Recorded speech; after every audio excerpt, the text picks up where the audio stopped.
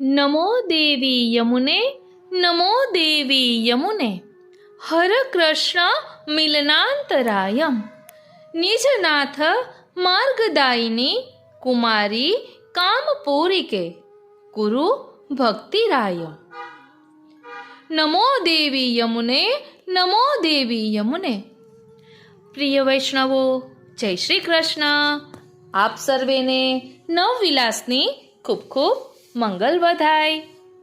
આજે આપણે શ્રી યમુનાજીની 5મી કુંજમાં પ્રવેશ કરીશું. આજના સત્સંગમાં આપણે શ્રી ગોવિંદદાસજી રચિત 5 થી 8 પદોનું ભાવ દર્શન કરીશું કે જેમાં ગોવિંદ સ્વામીએ શ્રી યમુનાજીના ધર્મ, અર્થ, કામ અને મોક્ષ સ્વરૂપનું વર્ણન કર્યું છે. નામ, રૂપ, ગુણ અને લીલાનું વર્ણન કર્યું છે.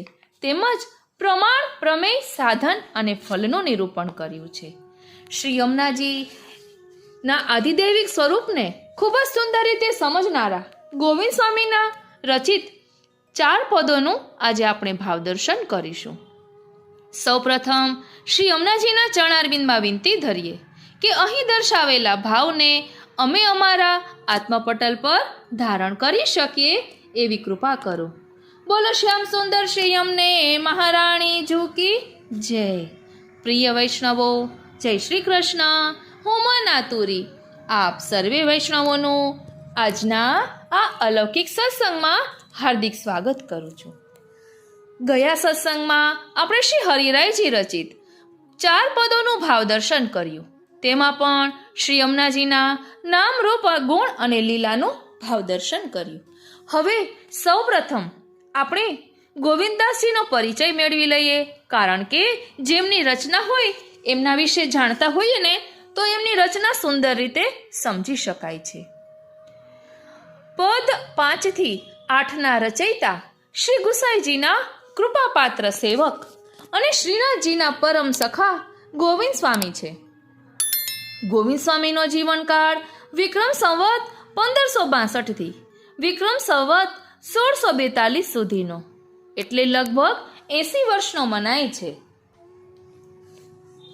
તેઓ 30 વર્ષની ઉંમરે એમના મૂળ વતન આંત્રી નામના ગામમાંથી વ્રજમાં આવ્યા.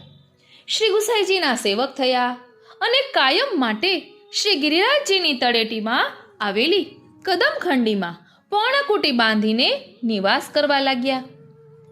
આજે પણ તે કદમખંડી શ્રી ગોવિંદ સ્વામીની કદમખંડી તરીકે પ્રસિદ્ધ છે, જે સુરભીકુંડની નજીક આવેલી છે. ગોવિંદ સ્વામી સંગીતમાં પ્રથમ પંક્તિના ગાયક હતા. અકબર બાદશાહના રાજગવૈયા તાનસેનને ગોવિંદ સ્વામી સાથે સરખાવતા શ્રી ગુસાઈજીએ સ્પષ્ટ શબ્દોમાં કહ્યું હતું કે અમારા ગોવિંદ સ્વામીની પાસે તાનસેન તમારી ગાયકી એક કોડી બરોબર છે. ગોવિંદ સ્વામીની કીર્તન ગાયકી ગુપ્ત રીતે સાંભળવા માટે બાદશાહ અકબર ફતેપુર સિકરીથી ગુપ્ત વેશે વ્રજમાં આવ્યા હતા. ત્યારે ગોવિંદ સ્વામી વહેલી સવારે ભૈરવી રાગમાં પદગાન કરતા હતા. છુપાયેલા બાદશાહના મુખમાંથી વાહ વાહ એવા શબ્દો સરી પડ્યા. તે સાંભળી ગોવિંદ સ્વામીએ તત્કાલ પ્રતિજ્ઞા કરી કે શ્રી ઠાકોરજીને સંભળાવવા માટેનો આ રાગ એક મ્લેચ્છે સાંભળ્યો, એટલે રાગ છોવાઈ ગયો. ત્યારથી ગોવિંદ સ્વામીએ ભૈરવી રાગ જીવનભર ગાયો નથી. આપણા સંપ્રદાયમાં પણ ભૈરવી રાગ ગવાતો નથી. ગોવિંદ સ્વામીના નિત્ય લીલામાં 2 સ્વરૂપો છે. દિવસકાલીનમાં તેઓ શ્રી ઠાકોરજીના ગાઢ સખા શ્રીદામા સખા છે. તેઓ શ્રી રાધિકાજીના કાકાના દીકરા ભાઈ થાય. એ સંબંધે શ્રી ઠાકોરજીના સાળા થાય. તેથી શ્રી ઠાકોરજીને સર્વ સખાઓમાં શ્રીદામા સખા ઉપર વિશેષ પ્રેમ છે. શ્રીદામા સખાને સખ્ય ભક્તિનું દાન મળ્યું છે, એટલે અહીં ગોવિંદ સ્વામી સ્વરૂપે પણ તેમને શ્રીનાથજીની સખ્ય ભક્તિ પ્રાપ્ત થઈ છે. ગોવિંદ સ્વામીએ લીલામાં શ્રી યમુનાજીના અલૌકિક સ્વરૂપને જાણ્યું અને માણ્યું પણ છે. એટલે અહીં પણ તેમણે એક સંકલ્પ કર્યો હતો કે શ્રી યમુના જળમાં મરણાંતે પણ કદી પગ મૂકવો નહીં, શ્રી યમુનાજીને પગથી સ્પર્શ કરવો નહીં. શ્રી યમુનાજીનું જળ એ કેવળ જળ નથી, સાક્ષાત મહારાણી માનું સ્વરૂપ છે, ભગવત સ્વરૂપ છે. જેમની સેવા કરીએ એમને આપણા ભૌતિક પગનો સ્પર્શ કેમ કરાય? માટે ગોવિંદ સ્વામી કદી પણ શ્રી યમુના જળમાં સ્નાન કરતા નહીં. શ્રી સુરદાસજીએ પણ એક પદમાં કહ્યું છે કે પ્રેમ સાગર શ્રી યમુનાજીના અલૌકિક સ્વરૂપને જાણ્યા વિના એમના જળમાં શરીર બોળવાથી, ડૂબકીઓ મારી મારી નાવાથી કોઈ ફાયદો થતો નથી. પ્રેમ કે સિંધુ કો મરમ જાન્યો નહીં, સુર કહે કહા ભયો દેહ બોરે. ગોવિંદ સ્વામીના આ નિશ્ચયની કસોટી કરવાનો વિચાર શ્રી ગુસાઈજીના તૃતીય પુત્ર શ્રી બાલકૃષ્ણજી અને ચતુર્થ પુત્ર શ્રી ગોકુલનાથજીને આવ્યો. તેમણે સંતલસ કરી ભગવદ્ વાર્તાના બહાને ગોવિંદ સ્વામીને શ્રી યમુના પુલિન પર લઈ ગયા. ત્યાં બળજબરીથી શ્રી યમુનાજીમાં તેમને ડૂબાડવાનો પ્રયત્ન કર્યો. ત્યારે ગોવિંદ સ્વામીએ ચમકીને બૂમ પાડી, મહારાજ કૃપા કરો, મારું વ્રત તોડશો નહીં, મને અંદર નાખશો નહીં. મળમૂત્રનો ભરેલો આ લૌકિક દેહ શ્રી યમુનાજીને સ્પર્શ કરવાને લાયક નથી. ગોવિંદ સ્વામી ત્યાંથી તેમના હાથ છોડાવીને ભાગી ગયા, કારણ કે શ્રી યમુનાજીના અલૌકિક સ્વરૂપને ગોવિંદ સ્વામીએ જાણ્યું હતું. તેમને શ્રી ઠાકોરજી અને શ્રી યમુનાજીની પ્રેમ લક્ષણા ભક્તિ સિદ્ધ થઈ હતી. આવા ગોવિંદ સ્વામી પાસેથી આપણે 4 પદ સાંભળવાના છે અને ગોવિંદ સ્વામીના અનુભવનું ચિંતન કરવાનું છે. આગળ જોઈ ગયા તેવી જ રીતે આ 4 પદોમાં પણ ધર્મ, અર્થ, કામ, મોક્ષ અને પ્રમાણ, પ્રમેય, સાધન ને ફળ તથા નામ, રૂપ, ગુણ અને લીલાનું નિરૂપણ છે. પદ 5. તો ચાલો હવે શ્રી યમુનાજીની 5મી કુંજમાં પ્રવેશ કરીએ, જ્યાં પ્રિય પ્રીતમ બિરાજી રહ્યા છે. આપણે યમુનાજીના ગુણગાન પ્રભુ પ્રાપ્તિ માટે જ કરી રહ્યા છીએ. પદ 5. શ્યામ સંગ શ્યામ વહ રહી શ્રી યમુને, સુરત શ્રમ બિંદુ તે સિંધુ સિબહી ચલી, માનો આતુર અલી રહી ન ભવને, કોટિ કામ હિવારો રૂપ નૈનન નિહારો, લાલ ગિરિધરન સંગ કરત રમને, હરખી ગોવિંદ પ્રભુ નિરખી ઇનકી ઓર, માનો નવ દુલ્હની આઈ ગવને. પદનો અર્થ, શ્યામ સુંદરના સંગમાં સદા રહીને શ્રી યમુનાજી પણ શ્યામ સુંદરી બની ગયા છે. રાસલીલાના કારણે શ્રી ઠાકોરજીના શ્રીઅંગમાંથી પ્રકટ થયેલ સ્વર શ્રમજલ બિંદુમાંથી પ્રગટેલા શ્રીનાથજી પ્રગટેલા સરિતા સ્વરૂપ શ્રી યમુનાજી પ્રિયતમને મળવા અતિ આતુર, અભિસારિકા ઘર છોડીને દોડે ને તેમ ઉલટથી સાગર જેવા વિશાળ બનીને ધસમસતા વહી રહ્યા છે. એમના સ્વરૂપામૃત ઉપર કરોડો કામદેવ ન્યોછાવર કરી દઈએ. એમનું રૂપ લાવણ્ય આપણા નેત્રોથી પીધા કરીએ. તેઓ શ્રી ગિરધરલાલ સાથે રમણ કરી રહ્યા છે. જેમ નવોઢા પ્રથમ આણે સાસરે આવે ને ત્યારે તેનો પતિ તેને પ્રેમથી આલિંગનબદ્ધ કરે, તેમ ગોવિંદ પ્રભુ હરખાઈને શ્રી યમુનાજીને આલિંગનબદ્ધ કરે છે. વારી જાઉં બલિહારી જાઉં અને શું કરી જાઉં. વિવરણ અગાઉ જોઈ ગયા તેમ ગોવિંદ સ્વામી રચિત પદોમાં પણ શ્રી યમુનાજીના નામ, રૂપ, ગુણ અને લીલાનું નિરૂપણ છે. આ પદમાં ગોવિંદ સ્વામી શ્રી યમુનાજીના આધિભૌતિક અને આધિદૈવિક બંને સ્વરૂપોનું વર્ણન એક સાથે કરે છે. જાણે ગોકુળમાં બિરાજતા શ્રી યમુનાજીના સરિતા સ્વરૂપમાં એમને શ્રી સ્વામીની સ્વરૂપા શ્રી યમુનાજીના દર્શન ન થતા હોય. તેઓ આપણને એમ સમજાવી રહ્યા છે કે વિશ્રામ ઘાટ કે ઠકુરાણી ઘાટ ઉપર જઈને આજુબાજુ ડાફેરા ન મારશો. સાથે આવેલા સ્વજન સંબંધીઓ સાથે લૌકિક વાતો કરવા ન બેસી જશો. તમારા તીર્થગોર સાથે ભાંજગણ કૂટવા પણ નહીં બેસી જતા. ઘાટ પરના વ્રજવાસીઓના લૌકિક વ્યવહાર જોઈ એમના દોષોની નિંદામાં તત્પર નહીં બની જતા. તમારી સાથે શ્રી યમુના મહારાણીજી બિરાજી રહ્યા છે. સર્વ ઇન્દ્રિયો અને મન ત્યાં સ્થિર કરીને તેમના દર્શન કરો. શ્રી ઠાકોરજી અને શ્રી યમુનાજીના અલૌકિક દર્શન કરવાનું સામર્થ્ય ક્યાં તો શ્રી વલ્લભમાં છે, ક્યાં તો ભગવદીઓમાં છે. એથી શ્રી વલ્લભે ઠકુરાણી ઘાટ ઉપર દમલાજી જેવા ભગવદીઓને સાક્ષાત શ્રી યમુનાજીના દર્શન કરાવ્યા હતા. તો ગોવિંદ સ્વામી જેવા ભગવદીઓ આ પદથી આપણને શ્રી યમુનાજીના દર્શન કરાવી રહ્યા છે. આપણે તો મોટે ભાગે ચિત્રોમાં શ્રી યમુના મહારાણીના દર્શન કર્યા છે.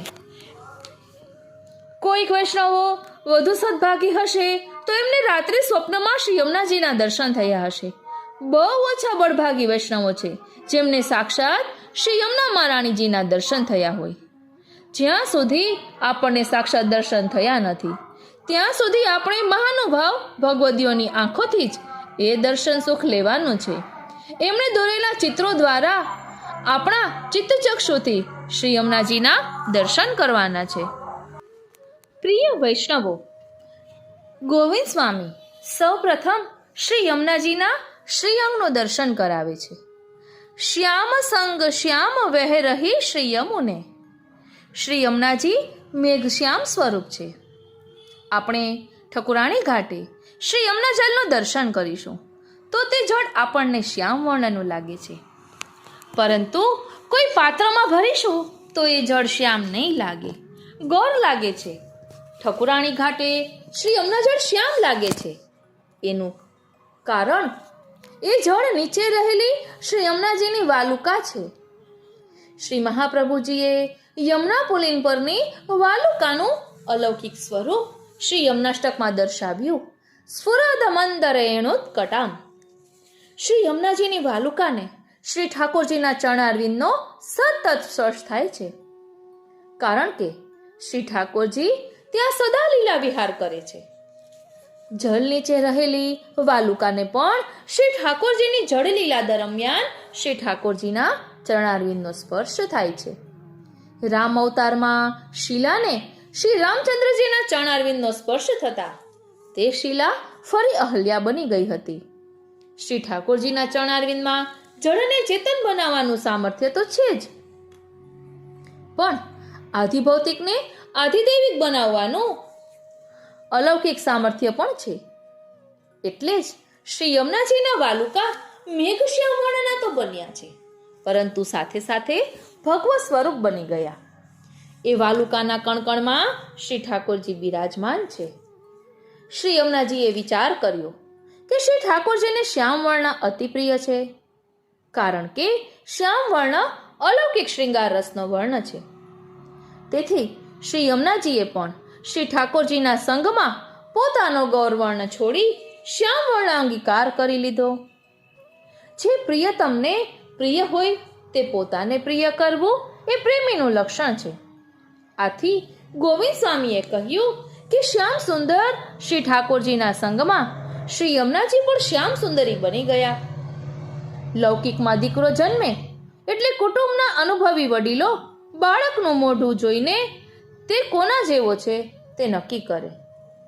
તેઓ તરત જ કહેશે કે તે છોકરો એના મામા જેવો છે. બાળકમાં પિતાના, માતાના અને મોસાળના લક્ષણ વારસામાં ઉતરી આવે છે, એમ જીવ વિજ્ઞાન પણ કહે છે. તો જેમનામાં શ્રી યમુનાજી પ્રકટ થયા એમના લક્ષણ જેમનામાંથી શ્રી યમુનાજી પ્રકટ થયા એમના લક્ષણ શ્રી યમુનાજીમાં પ્રકટ થાય તો તેમાં આશ્ચર્યનું કોઈ કારણ નથી. ઘનશ્યામ શ્રી ઠાકોરજીમાંથી પ્રકટ થયેલા શ્રી યમુનાજી પણ કૃષ્ણ સ્વરૂપે બિરાજે એમાં આશ્ચર્ય શું? એટલે તો શ્રી હરિરાય મહાપ્રભુજીએ કહ્યું, કૃષ્ણમ કૃષ્ણ સમામ કૃષ્ણ રૂપામ કૃષ્ણ રસાત્મિકામ. વ્રજમાં શ્રી ઠાકોરજીના દર્શન કરીને ગોપીજનો બહુ પરેશાન હતા. તેઓ વારંવાર શ્રી ઠાકોરજીને પૂછતા, લાલા, તમારી એક વાત અમને સમજાતી નથી. નંદ બાવા ગોરા છે, યશોદા મૈયા ગોરા છે, ત્યારે તુમ કહાતે ભય કારે? નંદ જુ ગોરે યશોદા જુ ગોરી तुम कहाते भयकारे। તો શ્રી ઠાકોરજી એનો જવાબ આપતા નથી, માત્ર મંદ મંદ સ્મિત કરે છે. પરંતુ એનો જવાબ આપણા શ્રી મહાપ્રભુજીએ આપ્યો છે. શ્રી ઠાકોરજીનું વર્ણન એમના માતા પિતાનું નથી. શ્રી ઠાકોરજીનો વર્ણન એમના માતા પિતાનો નથી, એમના અલૌકિક સ્વરૂપનો છે. એટલે જ કહીએ છીએ ને, શોભા સલુણા શ્યામની તુજો ને સખી, શોભા સલુણા શ્યામની. એમ શ્રી દયારામભાઈએ કહ્યું, શ્રી ઠાકોરજીની એ શ્યામ શોભા ત્રિલોકમાં અદ્વિતીય છે. એ શોભાને નથી શ્રી રાધિકાજીએ ધારણ કરી કે નથી અન્ય કોઈ વ્રજભક્તે ધારણ કરી. એ શોભા કેવળ શ્રી યમુનાજીએ ધારણ કરી છે. શ્રી મહાપ્રભુજી એ જ વાત શ્રી યમનાષ્ટકમાં બતાવી, સ્મર પિતુ શ્રીયમ બિભ્રતિમ. શ્રી યમુનાજીએ કામદેવના પણ કામદેવ એવા શ્રી ઠાકોરજીની સુંદરતાને પોતે ધારણ કરી છે. શ્રી યમુનાજી શ્રી ઠાકોરજીનું જ અવર સ્વરૂપ છે. શ્રી ઠાકોરજીનું નામ કૃષ્ણ, માટે શ્રી યમુનાજીનું એક નામ કૃષ્ણ. શ્રી યમુનાજી કૃષ્ણ વર્ણના છે, માટે પણ કૃષ્ણ. આમ પહેલી કડીની પ્રથમ પંક્તિમાં શ્યામ સુંદર શ્રી યમુના મહારાણીજીના દર્શન કરાવીને બીજી પંક્તિમાં ગોવિંદ સ્વામી તેમના પ્રાકટ્યની લીલાનું નિરૂપણ કરે છે. એમની પ્રાકટ્ય લીલાના આપણને નજરો નજર દર્શન કરાવે છે. સુરત શ્રમ બિંદુ તે સિંધુ સિબહી ચાલી, માનો આતુર અલી રહી ન ભવને. આપણે લૌકિક નદીઓના પ્રાકટ્યની માહિતી ધરાવીએ છીએ. તે ગંગાજી હોય કે ગોદાવરી હોય. પર્વતમાં જે સ્થાનમાંથી તે નીકળે ત્યાં એક પાતળી લીટી જેવો નાનો જળનો રેલો હોય છે. ધીમે ધીમે તેઓ વિશાળ બનતા જાય છે. એમના મૂળ ઉદ્ગમ સ્થાનથી ઘણે દૂર એક ગૌમુખ બન્યું હોય, ત્યાં તેમનું પાન સ્નાન લોકો કરે. કારણ કે ગૌમુખથી આગળ મૂળ ઉદ્ગમ સ્થાન સુધી જવું અતિ કઠિન હોય છે. આ બધી નદીઓનું જળ ભૌતિક જળ હોય છે. ભૌતિક સૂર્યના તાપથી સમુદ્રના જળનું બાષ્પીભવન થઈ આકાશ દ્વારા તે ફરી વરસે. તે પર્વત પરથી નદી રૂપે ભૂમિ ઉપર વહે. લૌકિક નદીઓ આવી હોય છે. આપણી લૌકિક આંખોથી શ્રી યમુનાજી પણ અન્ય લૌકિક નદીઓ જેવા કદાચ આપણને દેખાય, પરંતુ વાસ્તવમાં શ્રી યમુનાજી અન્ય નદીઓ જેવા લૌકિક નથી. એમનું સરિતા સ્વરૂપ પણ અલૌકિક છે. એ અલૌકિક રહસ્ય આ પંક્તિમાં ગોવિંદ સ્વામીએ બતાવ્યું છે. શ્રી યમુનાજી કલિંદ પર્વત પરથી ઉતરીને યમનોત્રી થઈને સેંકડો માઇલોની યાત્રા કરીને વ્રજમંડળમાં પધારે છે. ત્યાં વ્રજમંડળમાં તેમના પુલેન ઉપર શ્રી ઠાકોરજી વ્રજભક્તો સાથે શ્રી યમુનાજીના જળમાં જલવિહાર કરવા પધારે છે. શ્રી ઠાકોરજીના અને વ્રજભક્તોના શ્રી અંગ ઉપર રાસ વિલાસના જળમાં જલવિહાર કરવા પધારે છે. શ્રી ઠાકોરજીના અને વ્રજભક્તોના શ્રી અંગ ઉપર રાસ વિલાસના શ્રમથી જે જલબિંદુઓ બાજ્યા હોય છે તે લૌકિક પ્રસ્વેદ બિંદુ નથી. કારણ કે શ્રી ઠાકોરજીનું શ્રીઅંગ પાંચ મહાભૂતોનું બનેલું નથી. એ તો અલૌકિક આનંદ ઘન સ્વરૂપ છે. એટલે એમના શ્રીઅંગ પર ચમકતા બિંદુઓ એ જલબિંદુ નથી, રસબિંદુઓ છે. માટે શ્રી મહાપ્રભુજીએ તે બિંદુઓને સ્મરશ્રમ જલ બિંદુ કહ્યા છે. શ્રી ઠાકોરજીના અલૌકિક આનંદ રસના દ્રવીભૂત આ સ્મરશ્રમ જલ બિંદુઓ શ્રી યમુના જળમાં એક રસ બનતા શ્રી યમુનાજીનું જળ સ્વરૂપ પણ દ્રવીભૂત આનંદ રસાત્મક બને છે. આવા અલૌકિક ભગવત સ્વરૂપા શ્રી યમુનાજી હવે કેવળ સરિતા રહ્યા નથી, શ્રી ઠાકોરજીના ચતુર્થ મહારાણી બન્યા છે. આવા ચતુર્થ મહારાણી સ્વરૂપે શ્રી યમુનાજી કેવળ વ્રજમંડળમાં જ બિરાજે છે. એટલે પુષ્ટિ ભક્તો વ્રજમંડળ સિવાય અન્યત્ર શ્રી યમુના જલનું પાન કે સેવન કરતા નથી. ગોલોક ધામમાં પણ શ્રી યમુનાજીનું પ્રાકટ્ય આમ જ થયું. શ્રી ઠાકોરજીના હૃદય પ્રદેશ પર પ્રકટ થયેલ સ્મરશ્રમ જલનું એક બિંદુ પ્રેમ રસના સાગર એવા શ્રી યમુનાજી રૂપ બની ગયું. એ જ પ્રેમ રસનો સાગર પૃથ્વી પર કલિંદ પર્વત પરથી વ્રજમાં પધાર્યો. એટલે કહ્યું, શ્યામ સંગ શ્યામ વહે રહી શ્રી યમુને, શ્યામ સંગ શ્યામ વહે રહી શ્રી યમુને, સુરત શ્રમ બિંદુ તે સિંધુ સિબાહી ચાલી, માનો આતુર અલી રહી ન ભાવને. શ્રી યમુનાજી કેવી રીતે વ્રજમાં પધાર્યા એનું અદ્ભુત દર્શન શ્રી મહાપ્રભુજીએ શ્રી યમુનાષ્ટકમાં કરાવ્યું છે. શ્રી યમુનાષ્ટકનો બીજો શ્લોક એનું નિરૂપણ કરે છે. બાલ વયમાં કોઈ કન્યાનું લગ્ન થયું હોય, પછી તે ઉંમરલાયક થાય એટલે પતિના ઘેર એને આણે વળાવવામાં આવે. આણે જતી એ નવવધુ મનમાં વિવિધ પ્રકારના રસભાવ, ઉમંગ અને સ્વપ્ન લઈને જતી હોય. એ શરૂઆતમાં ધીમા પગલે ચાલતી હોય, પણ પછી પતિને રીઝવવા લટક મટક ગતિથી જતી હોય ને, ત્યારે એ નવવધુ અભિસારિકા જેવી દેખાય છે. એની ગતિ વિલાસ ગતિ હોય છે. પતિની પાસે જલ્દી પહોંચવાનો મનમાં ભાવ હોય છે. એવા ભાવથી ઉત્સુક બનીને પિતાનું ઘર છોડી પતિની પાસે જલ્દી પહોંચવાનો મનમાં ભાવ હોય છે. આવા ભાવથી ઉત્સુક બનીને પિતાનું ઘર છોડી પતિના ઘેર જતી અભિસારિકા જેવી નવવધુની જેમ શ્રી યમુનાજી કલિંદ પર્વતરૂપી પિતાનું ઘર છોડી વ્રજમંડલ રૂપી સાસરિયામાં રમઝુમ કરતા, પાયલ ઝણકાવતા, કંકણ રણકાવતા, હૃદયમાં આનંદ ઉલ્લાસને ઉછાળતા હંસની ગતિએ પધારી રહ્યા છે. એમના માર્ગમાં એમને જે કોઈ રોકે છે ને, એ બધાને ચરણારવિંદથી હટાવે છે. માર્ગને નિષ્કંટક અને નિર્વિઘ્ન બનાવે છે. કોઈની રૂકાવટ ચલાવી લેતા નથી. આણે જતી કન્યાનું હૃદય ગુનગુનાતું હોય છે ને, તેમ શ્રી યમુનાજી કલ કલ કલ કલ કલ કલ કલ કલ નિનાદ કરતા પધારી રહ્યા છે. પહેલી જ વાર પધારી રહ્યા છે. જાણે સુખપાલમાં બિરાજીને પધારી રહ્યા છે, કારણ કે શ્રી ઠાકોરજીના મહારાણી છે. પરંતુ સુખપાલની ગતિ એમને બહુ ધીમી લાગે છે. જલ્દી પહોંચવા ઉત્સુક શ્રી યમુનાજી ક્યારેક સુખપાલમાંથી ઉતરી ઝડપથી દોડી રહ્યા છે. શ્રી મહાપ્રભુજીએ આવી રીતે શ્રી યમુનાજીના પધારવાનું સુંદર વર્ણન કર્યું. એ જ લીલા ગોવિંદ સ્વામી આ બીજી કડીમાં બતાવી રહ્યા છે. કેવળ શ્રી યમુનાજી જ નહીં, વ્રજના એક ગોપીજનની આવી જ વિરહ વ્યાકુળ સ્થિતિ હતી. તેમને ઘરમાં ગોઠતું નહીં.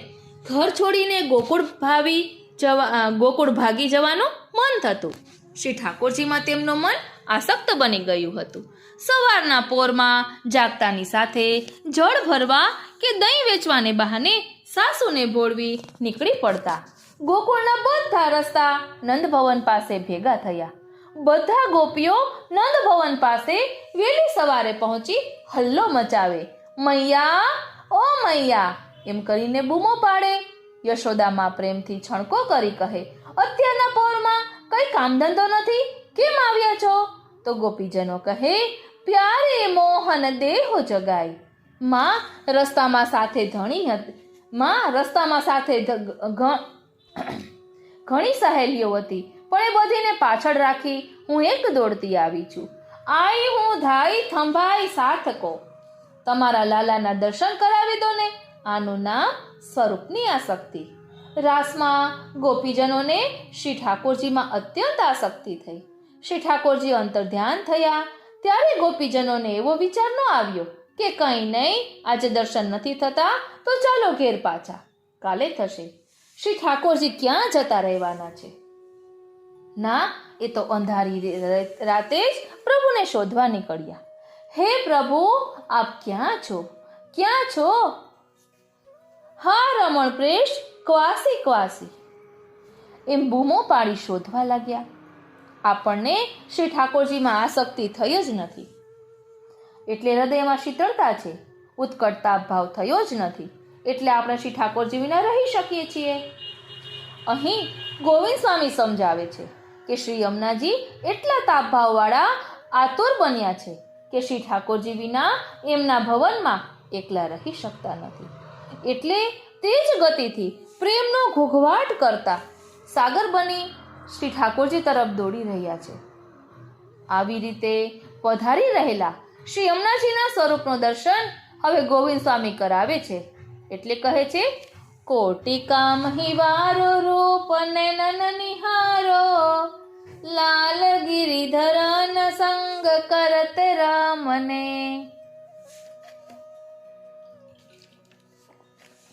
એક સંસ્કૃત કવિએ ને પૂછવામાં આવ્યું કે કવિરાજ, આપણી સામે આ સુંદર સરોવર છે, એમાં સુંદર કમળો ઉગ્યા છે, તો એ કહો કે આ કમળોથી સરોવર શોભે છે કે સરોવરથી કમળો શોભે? તો કવિએ જવાબ આપ્યો કે સરોવરથી કમળો વધારે સુંદર લાગે અને કમળથી સરોવરની શોભા વધી છે. દુનિયામાં આવું છે, કપડાથી માણસ શોભે ને માણસથી કપડાં શોભે, બંને એકબીજાથી શોભે છે. શ્રી યમુનાજી તો સ્વયં સુંદર શોભાયમાન છે જ.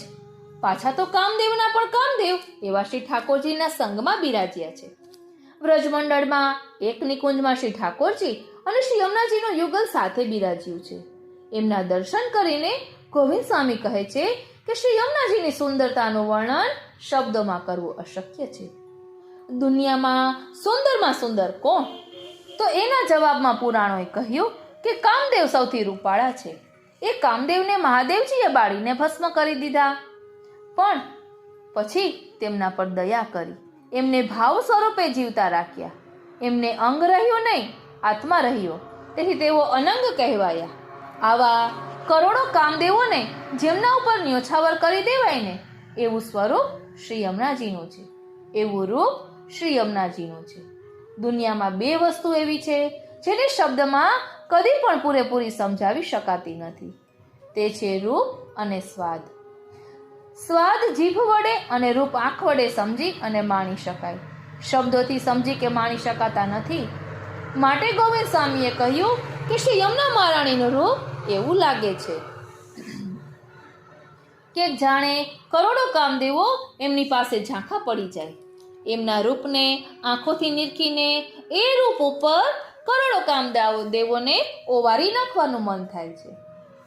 કુંભનદાસજીએ શ્રી ઠાકોરજીના અલૌકિક દર્શન કરીને ગાયું હતું ને, રૂપ દેખ નૈના પલક લાગે નહીં. તો ગોવિંદ સ્વામી કહે છે કે રૂપ નયન નિહારો. તમે મને શબ્દોમાં એ રૂપ વિશે કહેવાનું કહેશો નહીં, હું વર્ણન કરી નહીં શકું. તમે જાતે જ તમારી આંખોથી એમના દર્શન કરી લો, કારણ કે રૂપ નેત્રોનો વિષય છે. શબ્દોથી ગુણોનું વર્ણન થાય, રૂપનું વર્ણન ના થાય. આવા શ્રી યમુનાજી શું કરી રહ્યા છે? તો ગોવિંદ સ્વામી કહે છે કે શ્રી ઠાકોરજી સાથે તેઓ રાસ રમણ કરી રહ્યા છે, વિવિધ લીલાઓથી શ્રી ઠાકોરજીને રીઝવી રહ્યા છે.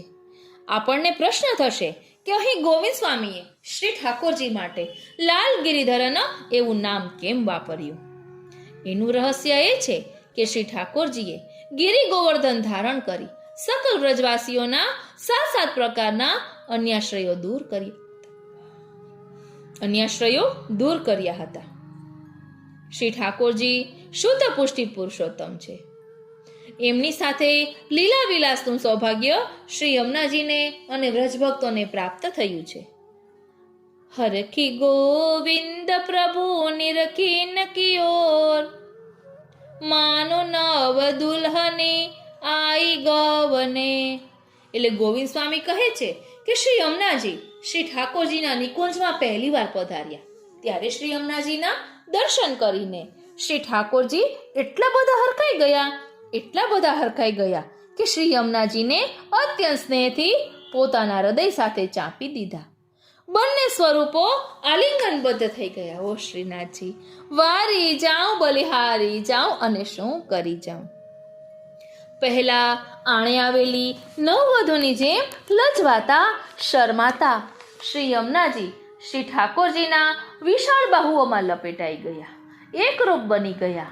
શ્રી યુગલ સ્વરૂપ પરસ્પરને અલૌકિક સુખનું દાન કરવામાં તત્પર થઈ ગયા.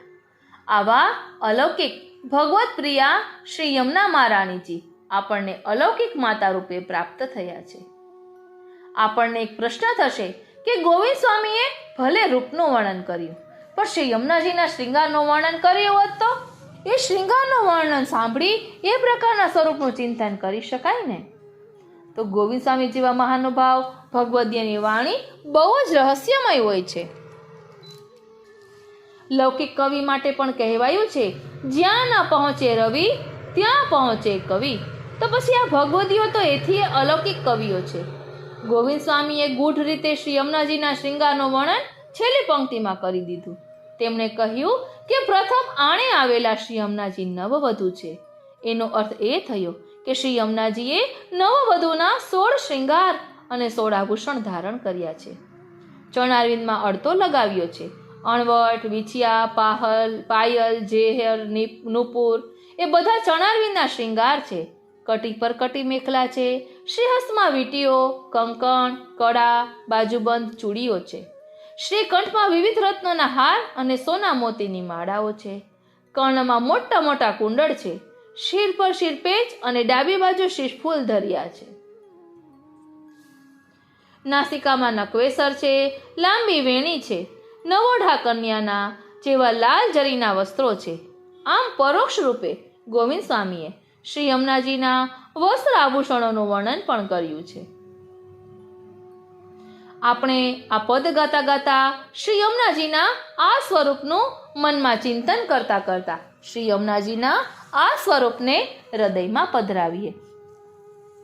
કોટી કામ હિવારો રૂપ નયન નિહારો, લાલ ગિરિધર સંગ કરત રામને. हरखी गोविंद प्रभु निरखी इनकी ओर, मानो नव दुल्हनी आई गवने. આ પદમાં 2 પાઠભેદ જોવા મળે છે.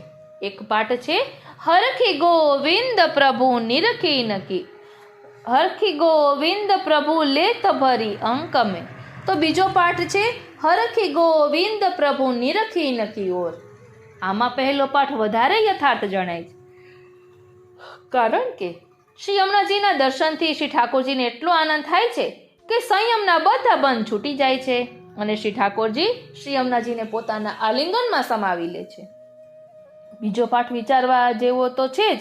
પ્રથમ મિલન વખતે ભાવોની મધુરતા વધુ હોય છે, થોડી લજ્જા હોય, ઉગ્રતા ઓછી હોય, એટલે યુગલ સ્વરૂપ પરસ્પર નેત્રો દ્વારા અત્યંત પ્રેમથી એકબીજાને જોઈને નેત્રોમાં સમાવી લે છે. ઉત્તર રામચરિતમાં કવિ ભવભૂતિએ શ્રી રામચંદ્રજી અને જાનકીજીના મિલનની પ્રથમ રાત્રિનું વર્ણન કરતા કહ્યું કે બંને યુગલ સ્વરૂપ પૂરી રાત એકબીજાને નિરખતા રહ્યા અને એમ જ રાત પૂરી થઈ ગઈ. આવું જ કંઈક અહીં પણ લીલામાં શ્રી ઠાકોરજી અને શ્રી યમુનાજી વચ્ચે થયું હોય. એટલે બીજો પાઠ પણ લઈએ તો આવો ભાવ વિચારી શકાય. હવે બીજો પાઠ ભેદ બીજી કડીની બીજી પંક્તિમાં છે. કરત રમને અને કરત રવને. રમણ એટલે લીલા વિહાર અને રવન એટલે કલરવ. બહુ જ હળવા દબાતા અવાજે થતો પ્રેમ આલાપ. રમણમાં શ્રીનાથજી રમણમાં રમણ તો હોય જ, માટે રમણ પાઠ સ્વીકારીને એને અનુરૂપ ભાવનું ચિંતન કરવું. હવે આ 5મા પદની સંગતિનું ધોળ. શ્યામ સંગ શ્યામ વહે રહી શ્રી યમુને. ધોળ સંગતિ. શ્યામ સંગે શ્યામ બન્યા રે મહારાણીમાં, રંગાણા ભારો ભાર રે, અતિશય ઓપી રહ્યા રે, આવી ગયો શ્યામ તણો અણસાર રે. કેલી કરે સાવરો રે, સુરતની ગોપી સંગે નિર્ધાર રે. સમજલ પ્રગટ થયું રે, અંગો અંગ બિંદુ મળ્યા એક સાર રે. થયો એ બિંદુ તણો રે, સિંધુ ચાલી વહી તેની ધાર રે. પ્રગટ થયા રસ રૂપે રે, લીલામાં શ્રી યમુના પરમ કૃપાળ રે. આતુર પીઓને મળવા રે, મનડું આવ્યા અવની મોજાર રે. વધુ જેમ પતિ ગૃહે રે, જાય તેમ છોડી ચાલ્યા ઘર બાર રે. રૂપ એવું સુંદર અતિ રે, કોટી કામ નાખો વારી ડાર રે. ગિરિધર લાલ સંગે રે, મૈયા કરે સદા વિહાર રે. લાલ નવી વહુ આવે રે, આવ્યા તેમ આણું વારી ઘર મુરાર રે. હરખે નિરખી રહ્યા રે, ગોવિંદ પ્રભુ યમુનાજીને વારંવાર લે. બોલો શ્યામ સુંદર શ્રી યમને મહારાણી કી જય. વાલા વૈષ્ણવો, આ રીતે આપણે 5મા પદનું ભાવ દર્શન કર્યું. આ 5મી કુંજનું ભાવ દર્શન કર્યું. અહીં શ્રી યમુનાજીની 5મી કુંજમાં પ્રિયાપ્રીતમ બિરાજી રહ્યા છે. એમને દંડવત કરીએ અને વિનંતી કરીએ કે શ્રી યમુનાજીના સ્વરૂપને, આપના સ્વરૂપને અમે સુંદર રીતે સમજી શકીએ અને આત્મપટલ પર ધારણ કરી શકીએ એવી કૃપા કરો. બોલો શ્યામ સુંદર શ્રી યમને મહારાણી કી જય. પ્રિય વૈષ્ણવો, ચાલો હવે શ્રી યમુનાજીની 6ઠી કુંજમાં પ્રવેશ કરીએ. પદ 6. ચરણ પંકજ રેણુ શ્રી યમુને જુદેની, કલયુગ જીવ ઉદ્ધારન કારણ, કાટત પાપ અબ ધાર પૈની, પ્રાણપતિ પ્રાણસૂત આય ભક્ત નહિત, સકલ સુખ કી તુમ હોજ શ્રેણી, ગોવિંદ પ્રભુ બિના રહત નહીં એક છીનું, અતિ આતુર ચંચલ જુનૈની. શ્રી યમુનાજી એમના કિનારા પરની શ્રી ઠાકોરજીના ચરણારવિંદની રજનું દાન કરનારા છે. જે રજ કલયુગના જીવોનો ઉદ્ધાર કરવા, તે જીવોના પાપ જાણે તીક્ષ્ણ છરીથી કાપતા હોય ને તેમ કાપે છે. પ્રાણપતિ શ્રી વલ્લભ અને પ્રાણસુત શ્રી વિઠ્ઠલ પૃથ્વી ઉપર ભક્તોનો હિત કરવા પધાર્યા છે. હે શ્રી યમુનાજી, આપ સર્વ સુખોને પહોંચવા માટેની નિસરણી જેવા છો. શ્રી ગોવિંદ પ્રભુ આપના વિના એક ક્ષણ પણ રહેતા નથી. એવા આપ અતિ આતુર અને ચંચળ નેત્રોવાળા છો. વિવરણ: આ 6ઠા પદમાં ગોવિંદ સ્વામી શ્રી યમુનાજીનો ધર્મગુણ બતાવે છે. કોઈ પણ માણસ જે કંઈ કાર્ય કરે ને તેના ઉપરથી એનો સ્વભાવ અને ગુણ નક્કી થાય. કોઈ મારામારી કરે તો આપણે કહીએ કે તે તીખા સ્વભાવનો છે. સામી વ્યક્તિ ઝઘડો કરવા આવી હોય ત્યારે પણ માણસ શાંત રહે તો આપણે કહીએ કે તે બહુ ભલો સાત્વિક છે. જેવું લૌકિકમાં છે ને એવું જ અલૌકિકમાં પણ છે. તેથી ગોવિંદ સ્વામી શ્રી યમુનાજીની લીલા દ્વારા એમના ગુણોનું આ પદમાં નિરૂપણ કરે છે. ચરણ પંકજ રેણુ શ્રી યમને જુદેની. શ્રી યમુનાજીના ચરણ અલૌકિક કમળ જેવા છે. કમળ એટલા માટે અલૌકિક છે કે સૌ પ્રથમ તે શેષનાગ પર પોઢેલા ભગવાનના નાભીમાંથી પ્રકટ થયું હતું. તેથી તે લૌકિક નથી. આવું કમળ અતિ સુંદર લાલ રંગવાળું હોય છે. તે અતિ કોમળ અને અતિ સુગંધી પણ હોય છે. તેથી શ્રી ઠાકોરજી અને શ્રી યમુનાજીના ચરણોને દિવ્ય કમળરૂપ કહેવામાં આવ્યા છે. શ્રી ઠાકોરજીના અને શ્રી યમુનાજીના ચરણ પણ અનુરાગના લાલ રંગથી શોભાયમાન હોય છે. તેઓ અતિ કોમળ અને દિવ્ય સુગંધમય પણ હોય છે. જેમ કમળ માણસને શીતળતા અને સુખ આપે, તેમ શ્રી ઠાકોરજી અને શ્રી યમુનાજીના ચરણ કમલ પણ આશ્રિતોને હૃદયની શીતળતા, સુખ અને અભયનું દાન કરે છે. માટે તેમના ચરણોને કમળ કહ્યા. શ્રી ઠાકોરજી અને શ્રી યમુનાજી વ્રજમાં ખુલ્લા ચરણારવિંદથી ચાલે છે. તેઓ ચરણારવિંદમાં પાદુકાઓ ધારણ કરતા નથી. તેથી વ્રજભૂમિની રજ શ્રી ઠાકોરજીના ચરણારવિંદને લાગે છે. શ્રી યમુનાજીના કિનારે વ્રજમાં જેટલી રજ બિરાજે છે ને તે બધી રજ શ્રી ઠાકોરજી, શ્રી સ્વામિનીજી, શ્રી યમુનાજી અને વ્રજ ભક્તોના ચરણ કમલોની રજ છે. એટલે તે રજ પણ ભગવત સ્વરૂપાત્મક છે. શ્રી યમુનાજીના કિનારે બિરાજતી ચરણનું વર્ણન કરતા શ્રી મહાપ્રભુજી યમુનાષ્ટકમાં સમજાવે છે કે ત્યાં જળ કરતા રજ વિશેષ પ્રમાણમાં છે. રજનું પ્રમાણ પુષ્કળ છે એમ કહેવા માટે આપે અમંત શબ્દનો પ્રયોગ કર્યો. જેનું માપ કાઢી ના શકાય એટલી છે એમ સૂચવવા માટે અમંત કહી. વળી તે ઉત્કટ છે. ઉત્કટ એટલે જેમાં અલૌકિક ભગવદ રસ પ્રગટ જણાય છે તેવી એવી વ્રજરજ ત્યાં સ્ફુરાયમાન છે. અલૌકિક રત્નકણિકાની જેમ ઝળકી રહી છે. શ્રી ઠાકોરજીના ચરણારવિંદની રજ અતિ દુર્લભ છે. મોટા મોટા ઋષિઓને પણ તે પ્રાપ્ત થઈ નથી. આવી અલૌકિક અને મહાદુર્લભ ભગવત ચરણારવિંદની રજ શ્રી યમુનાજી પોતાના ભક્તોને પ્રાપ્ત કરાવે છે. શ્રી યમુનાજીની લીલા પરથી આપણે કહી શકીએ કે શ્રી યમુનાજી અદેય દાન આપનારા મહોદાર છે. તેઓ કૃપાના સાગર છે. જે જીવો શ્રી યમુનાજીથી દૂર દૂર રહેલા છે, 7 સાગર પાર છે, એવા જીવોને પણ શ્રી યમુનાજી કૃપા કરીને પોતાની પાસે ખેંચે છે. એમને વ્રજમાં બોલાવે છે, પોતાના કિનારા પર રાખે છે અને શ્રી ઠાકોરજીના ચરણારવિંદની રજનું દાન કરે છે. શ્રી હરિરાયજી શ્રી યમુનાષ્ટકની ટીકામાં સમજાવે છે કે શ્રી યમુનાજીના કિનારા પરની રજ અલૌકિક ભગવત સ્વરૂપાત્મક છે. એ રજમાં રહેવાથી એ રજ આપણા શરીર પર લાગે છે. આ ભૌતિક શરીરથી શ્રી ઠાકોરજીના અલૌકિક શ્રી અંગોનો સ્પર્શ કરવાનો આપણને અધિકાર નથી. ત્યારે શ્રી યમુનાજી કૃપા કરીને સામે પગલે અલૌકિક વ્રજરજ સ્વરૂપે શ્રી ઠાકોરજીના શ્રી અંગોનો આપણને સ્પર્શ કરાવે છે. જીવ ચરણરજ પામવા જાય એ મર્યાદા છે. શ્રી યમુનાજી સામે પગલે ચરણરજનું દાન કરે છે એ પુષ્ટિ છે. શ્રી યમુનાજીની આ ચરણરજ એટલી અલૌકિક છે કે તેમાં લોટવાથી અને પૂરા શરીર પર લગાવવાથી આપણું ભૌતિક સ્વરૂપ તનુનવત્વ પામે છે, અલૌકિક બની જાય છે. આમ ચરણરજ દ્વારા શ્રી યમુનાજી તનુનવત્વનું દાન કરનારા છે. માટે શ્રી મહાપ્રભુજીએ શ્રી યમુનાષ્ટકમાં કહ્યું કે તનુનવત્વ મેતાવતા. શ્રી ગુસાઈજીએ નવરત્ન ગ્રંથ પર પ્રકાશ નામની ટીકા લખી છે. તેના પ્રારંભમાં મંગલાચરણ કરતા તેમણે શ્રી મહાપ્રભુજીની અલૌકિક ચરણરજનું સ્વરૂપ બતાવ્યું છે.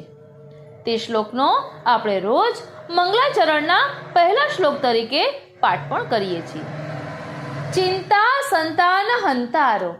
શ્રી મહાપ્રભુજીની ચરણરજ મસ્તકે લગાવનાર પુષ્ટિજીવોની ચિંતાઓના સમગ્ર સમૂહોનો નાશ થાય છે. ચિંતાઓનો નાશ થતા પુષ્ટિ ભક્તિનો ઉદય થાય છે. શ્રી હરિરાયજી શિક્ષાપત્રમાં આજ્ઞા કરે છે કે શ્રી ઠાકોરજી, શ્રી યમુનાજી, શ્રી મહાપ્રભુજી અને શ્રી ગુસાઈજી એક જ સ્વરૂપ છે. તેમનામાં ભેદભાવ કે અધિકતા કે ન્યૂનતાનો વિચાર ન કરવો. એટલે શ્રી મહાપ્રભુજીની જે ચરણરજ ભક્તોની સમગ્ર ચિંતાઓનો નાશ કરે છે, એ જ કાર્ય શ્રી ઠાકોરજી અને શ્રી યમુનાજીની ચરણરજ પણ કરે છે. એટલે ગોવિંદ સ્વામીએ સમજાવ્યું કે શ્રી યમુનાજીના કિનારે બિરાજતી ચરણરજમાં આપણી સકલ ચિંતાઓ, લૌકિકતાઓ અને ઉદ્વેગોનો નાશ કરવાનું સામર્થ્ય છે. આથી જ આપણે સ્નાન કરીને અપરસમાં સેવા માટે તૈયાર થઈએ છીએ. ત્યારે ચરણામૃત લઈએ છીએ. એમાં જે રજ છે ને તે શ્રી યમુનાજીની રજ છે અને જળ એ છે તે શ્રી ઠાકોરજીના સ્નાનનું યમુના જળ છે. તેનું બનેલું ચરણામૃત આપણા લૌકિક દેહ અને ઇન્દ્રિયોને શુદ્ધ તથા પવિત્ર બનાવે છે. પરદેશ જઈ આવેલા વૈષ્ણવો શુદ્ધિ માટે વ્રજમાં જાય છે. ત્યારે સૌપ્રથમ તેમને શ્રી યમુનાજીની રજ લેવાનું કહેવામાં આવે છે. પોતપોતાના સ્થાનમાંથી પણ વ્રજમાં જનારા વૈષ્ણવો પોતાના તન મનની શુદ્ધિ માટે શ્રી યમુનાજીની રજ મુખમાં મૂકી આંખે અને હૃદયે લગાડે છે. ગોવિંદ સ્વામી અહીં પોતાના અનુભવની વાત કહી રહ્યા છે. તેઓ કહે છે કે વ્રજમાં આવ્યા પછી શ્રીનાથજી વ્રજમાં આવ્યા પછી નિત્ય શ્રી યમુનાજીની ચરણરજ મેં લીધી. એનું અલૌકિક ફળ પણ મને પ્રાપ્ત થયું. એક વખત ગોવિંદ સ્વામીની દીકરી એકની એક મા વિનાની દીકરી વર્ષો બાદ પિતાને મળવા સાસરેથી વ્રજમાં આવી. ગોવિંદ સ્વામીની બહેનને ત્યાં ઉતરી 15 દિવસ સુધી રોકાઈ. ગોવિંદ સ્વામી રોજ એમની બહેનને ત્યાં જય શ્રી કૃષ્ણ કહેવા જાય, પણ તેમણે લૌકિક દીકરી સામે આંખ માંડીને જોયું પણ નહીં, વાત તો કરી જ નહીં.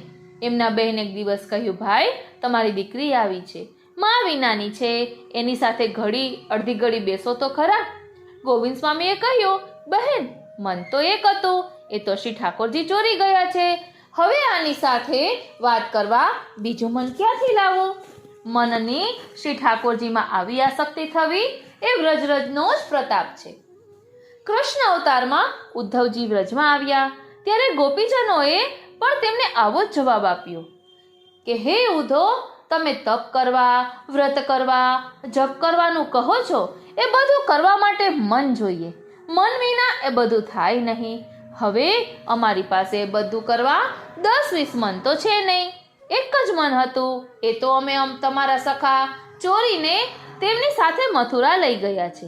હવે અમે બીજું મન ક્યાંથી લાવીએ? આવી મનની દ્રઢ આસક્તિ વ્રજભક્તોને પણ શ્રી યમુનાજીની ચરણરજથી પ્રાપ્ત થઈ છે. એટલે ગોવિંદ સ્વામીએ કહ્યું કે ચરણ પંકજ રેણુ શ્રી યમુને જુદેની. આપણને પ્રશ્ન થાય કે શ્રી યમુનાજીની આ ચરણરજ આપણે લઈએ તો શું બધાને તેનાથી એક સરખો લાભ થાય ખરો? તો ગોવિંદ સ્વામીનો જવાબ છે ના. વર્ગમાં શિક્ષક 50 વિદ્યાર્થીઓને એક સરખું જ ભણાવે છે, પરંતુ તેમાંથી 90% માર્ક લાવનાર તો 1-2 જ હોય છે ને. થોડાક નાપાસ પણ થાય છે. સૌને દાન તો એક સરખું થાય છે, પણ જેનો જેટલો અધિકાર હોય ને એટલું તે ગ્રહણ કરી શકે. શ્રી યમુનાજીના કિનારે એકલા શુદ્ધ પુષ્ટિજીવો આવતા નથી. પુષ્ટિ મર્યાદા, પુષ્ટિ પ્રવાહી જીવો પણ આવે છે, મર્યાદા જીવો પણ આવે છે અને કેવળ પ્રવાહી જીવો પણ આવે છે. સૌને એ ચરણરજ પ્રાપ્ત થાય છે, પરંતુ જેમનો જેટલો અધિકાર છે એટલું જ ફળ તેમને મળે છે. ત્યારે આપણને પ્રશ્ન થાય કે આ ચરણરજ લેવાથી ઓછામાં ઓછું ફળ શું મળે? તો ગોવિંદ સ્વામી કહે છે, કલયુગ જીવ ઉદ્ધારણ કારણ કાટત પાપ અબ ધાર પૈની. એટલે કલયુગ ચાલે છે અત્યારે, તો પુષ્ટિજીવો પણ કલયુગના દોષોવાળા છે. જેમ નાળિયેરના કોચલા ઉપર છોતરા ચોટી ગયા હોય, તેમ આપણા ઉપર કલયુગના દોષો રૂપી છોતરા ચોટી ગયા છે. ત્યાં સુધી નાળિયેરના ગોળામાંથી કોપરું મળતું નથી. નાળિયેર છોલવા ધારદાર છરી જોઈએ ને. અથાણાની કેરી કાપવા માટે પણ ધારદાર છરીની જરૂર પડે છે. એમ કલયુગના જીવોને લાગેલા દોષો સામાન્ય સાધનથી દૂર થઈ શકતા નથી. તેને દૂર કરવા માટે શ્રી યમુનાજીની રજ ધારદાર છરીનું કામ કરે છે. તેઓ આપણા સર્વ પાપોને કાપી ઉખેડી ફેંકી દે છે, જીવને ઉદ્ધારને લાયક બનાવે છે. હવે આપણને પ્રશ્ન થશે કે સિદ્ધાંત રહસ્યમાં શ્રી મહાપ્રભુજીએ આજ્ઞા કરી છે કે બ્રહ્મ સંબંધ કરવાથી દેહ અને જીવના સર્વ દોષ નિવૃત્ત થાય છે. અમે બ્રહ્મ સંબંધ લીધા પછી કોઈ પાપ કર્મ કર્યા નથી, તો પછી અમારા ઉદ્ધાર માટે શ્રી યમુનાજીની રજની શી જરૂર? તો એનો જવાબ એ છે કે શ્રી મહાપ્રભુજીની વાણીને આપણે સમજ્યા નથી. બ્રહ્મ સંબંધથી દોષો નિવૃત્ત થાય છે, નાશ પામતા નથી. તળાવમાં લીલ જામી જાય ત્યારે તેને બાજુએ ખસેડી તળાવનું જળ લઈ શકાય છે. લીલ બાજુએ ખસી જાય છે, નાશ પામતી નથી. વળી બ્રહ્મ સંબંધ લીધા પછી આપણે બીજા પાપ કર્મ ભલે ન કર્યા હોય, પરંતુ અસમર્પિત, અન્યાશ્રય, દુસંગ, અસદ આલાપ જેવા દોષો તો કર્યા જ છે. એ બધા દોષો બીજા કોઈ સાધનથી દૂર થતા નથી. કેવળ શ્રી યમુનાજીની રજ જ દૂર કરે છે. એટલે શ્રી યમુનાજીની રજથી એ દૂર થાય છે. શ્રીનાથજી, શ્રી યમુનાજી આવા કૃપા સાગર છે. આપણને લાગેલા કલયુગના દોષો દૂર કરે છે. બીજા શબ્દોમાં કહીએ તો આપણું દુઃખ નિવૃત્ત કરે છે. પરંતુ આપણે આગળ જાણી ગયા છીએ કે દુઃખ દૂર થાય એનો અર્થ સુખ મળ્યું એવું થતો નથી. દુઃખ દૂર થવું અને સુખ મળવું એ બંને અલગ અલગ બાબત છે. એટલે બીજી કડીમાં ગોવિંદ સ્વામી શ્રી યમુનાજીની ચરણરજ આપણને સુખનું દાન કેવી રીતે કરે છે તેનું રહસ્ય સમજાવે છે.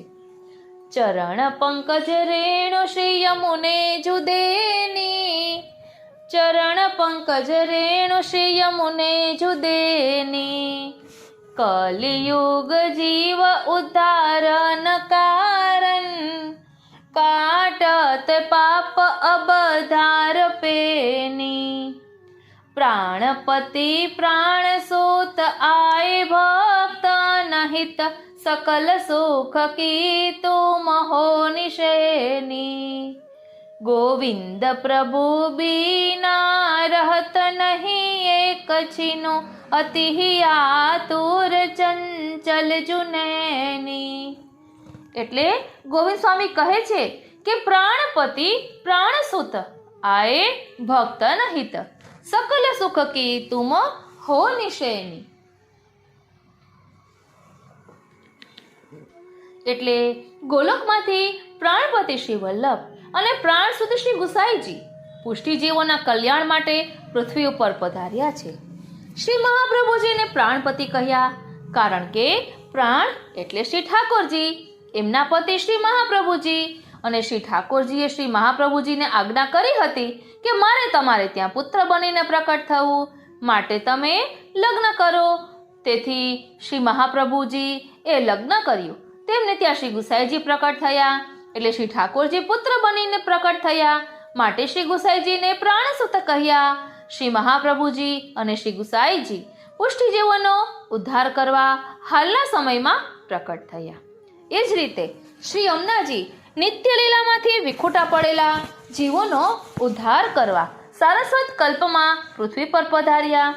શ્રી યમુનાજીના પ્રાણપતિ શ્રી ઠાકોરજી, શ્રી યમુનાજીના પ્રાણસુત એટલે વ્રજભક્તો, શ્રી ઠાકોરજી અને વ્રજભક્તોના આનંદ માટે, એમના હિત માટે શ્રી યમુનાજી પણ પૃથ્વી ઉપર પધાર્યા। આમ શ્રી યમુનાજી માત્ર સારસ્વત કલ્પમાં જ નહીં, આજે પણ એમના શરણે જનાર, એમની ચરણરજનું સેવન કરનાર પુષ્ટિજીવોને સુખનો પર્વત ચડવા માટે નિસરણી રૂપ છે।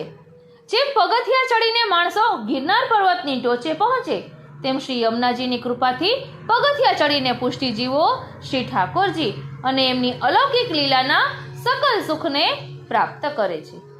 આથી શ્રી મહાપ્રભુજીએ શ્રી યમુનાષ્ટકમાં શ્રી યમુનાજીને સકલ સિદ્ધિ હેતુ મુદા કહ્યા છે। ત્યાં ટીકાકારોએ સકલ શબ્દના બે અર્થ કર્યા, પેલું બધી અને બીજું સર્વ કલા સહિત।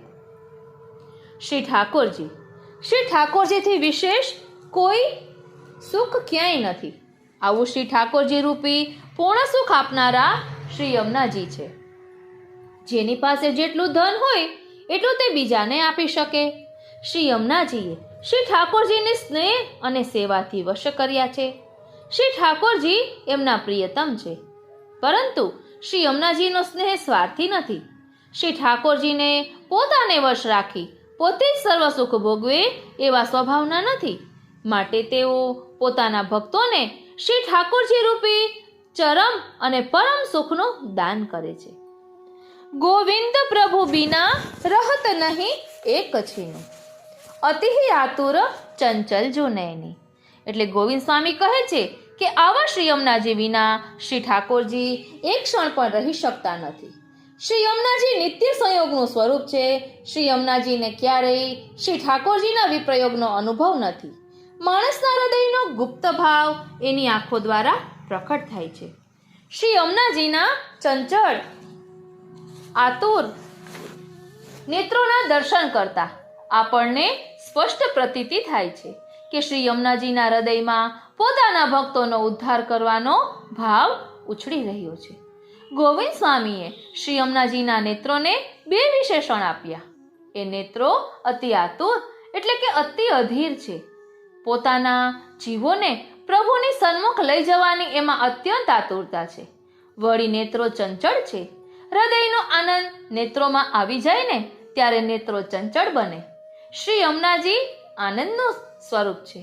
શ્રી ઠાકોરજી શ્રી યમુનાજીની વિનંતી સ્વીકારીને જીવોને કૃપાનું દાન કરે છે, ત્યારે શ્રી યમુનાજીના નેત્રો આનંદથી ચંચળ બને છે। શ્રી ગુસાઈજીએ શ્રી યમુના અષ્ટપદીમાં શ્રી યમુનાજીના અલૌકિક નેત્રોનું બહુ સુંદર નિરૂપણ કર્યું છે। શ્રી ગુસાઈજી મહારાજ કહે છે કે શ્રી યમુનાજીને માત્ર બે નેત્રો નથી, અગણિત નેત્રો છે।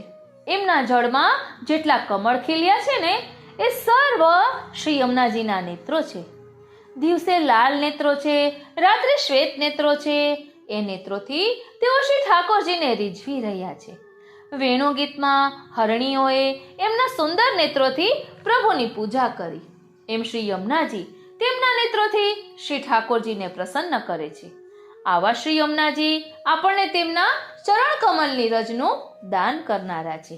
એટલે કહ્યું, પ્રાણપતિ પ્રાણસૂત આએ ભક્ત હિત सकल सुख की तुम हो जुश्रेनी, गोविंद प्रभु बीना रहत नहीं एक चिनु, अति आतुर चंचल जुनैनी.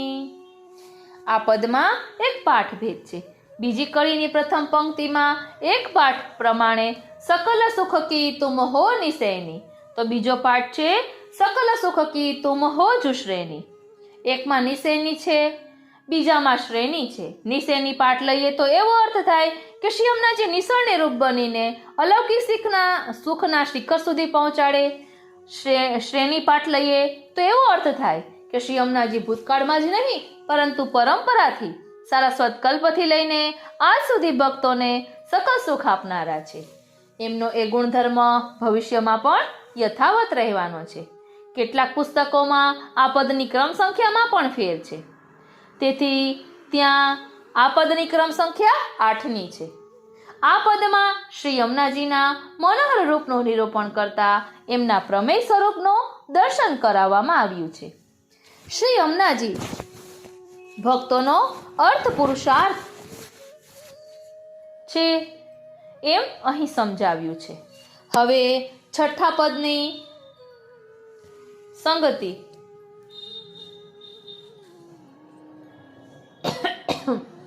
ઓ શ્રીનાથજી, ચરણ પંકજ રેણુ શ્રી યમને જુદેની. ચરણ પંકજ રેણુ શ્રી યમને જુદેની તેનું ધોળ. રેણુ આપે સુખદાયી ચરણની, રેણુ આપે સુખદાયી. ભક્તોને યમુના માઈ ચરણની, રેણુ આપે સુખદાયી.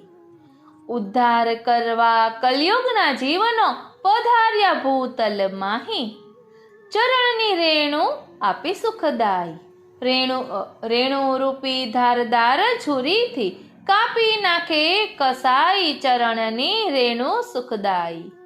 ભક્તોને કાજ બધા પ્રગટ્યા ભૂતલમાં, શ્રી વલ્લભ વિઠ્ઠલ વ્રજરાય, ચરણની રેણુ સુખદાયી.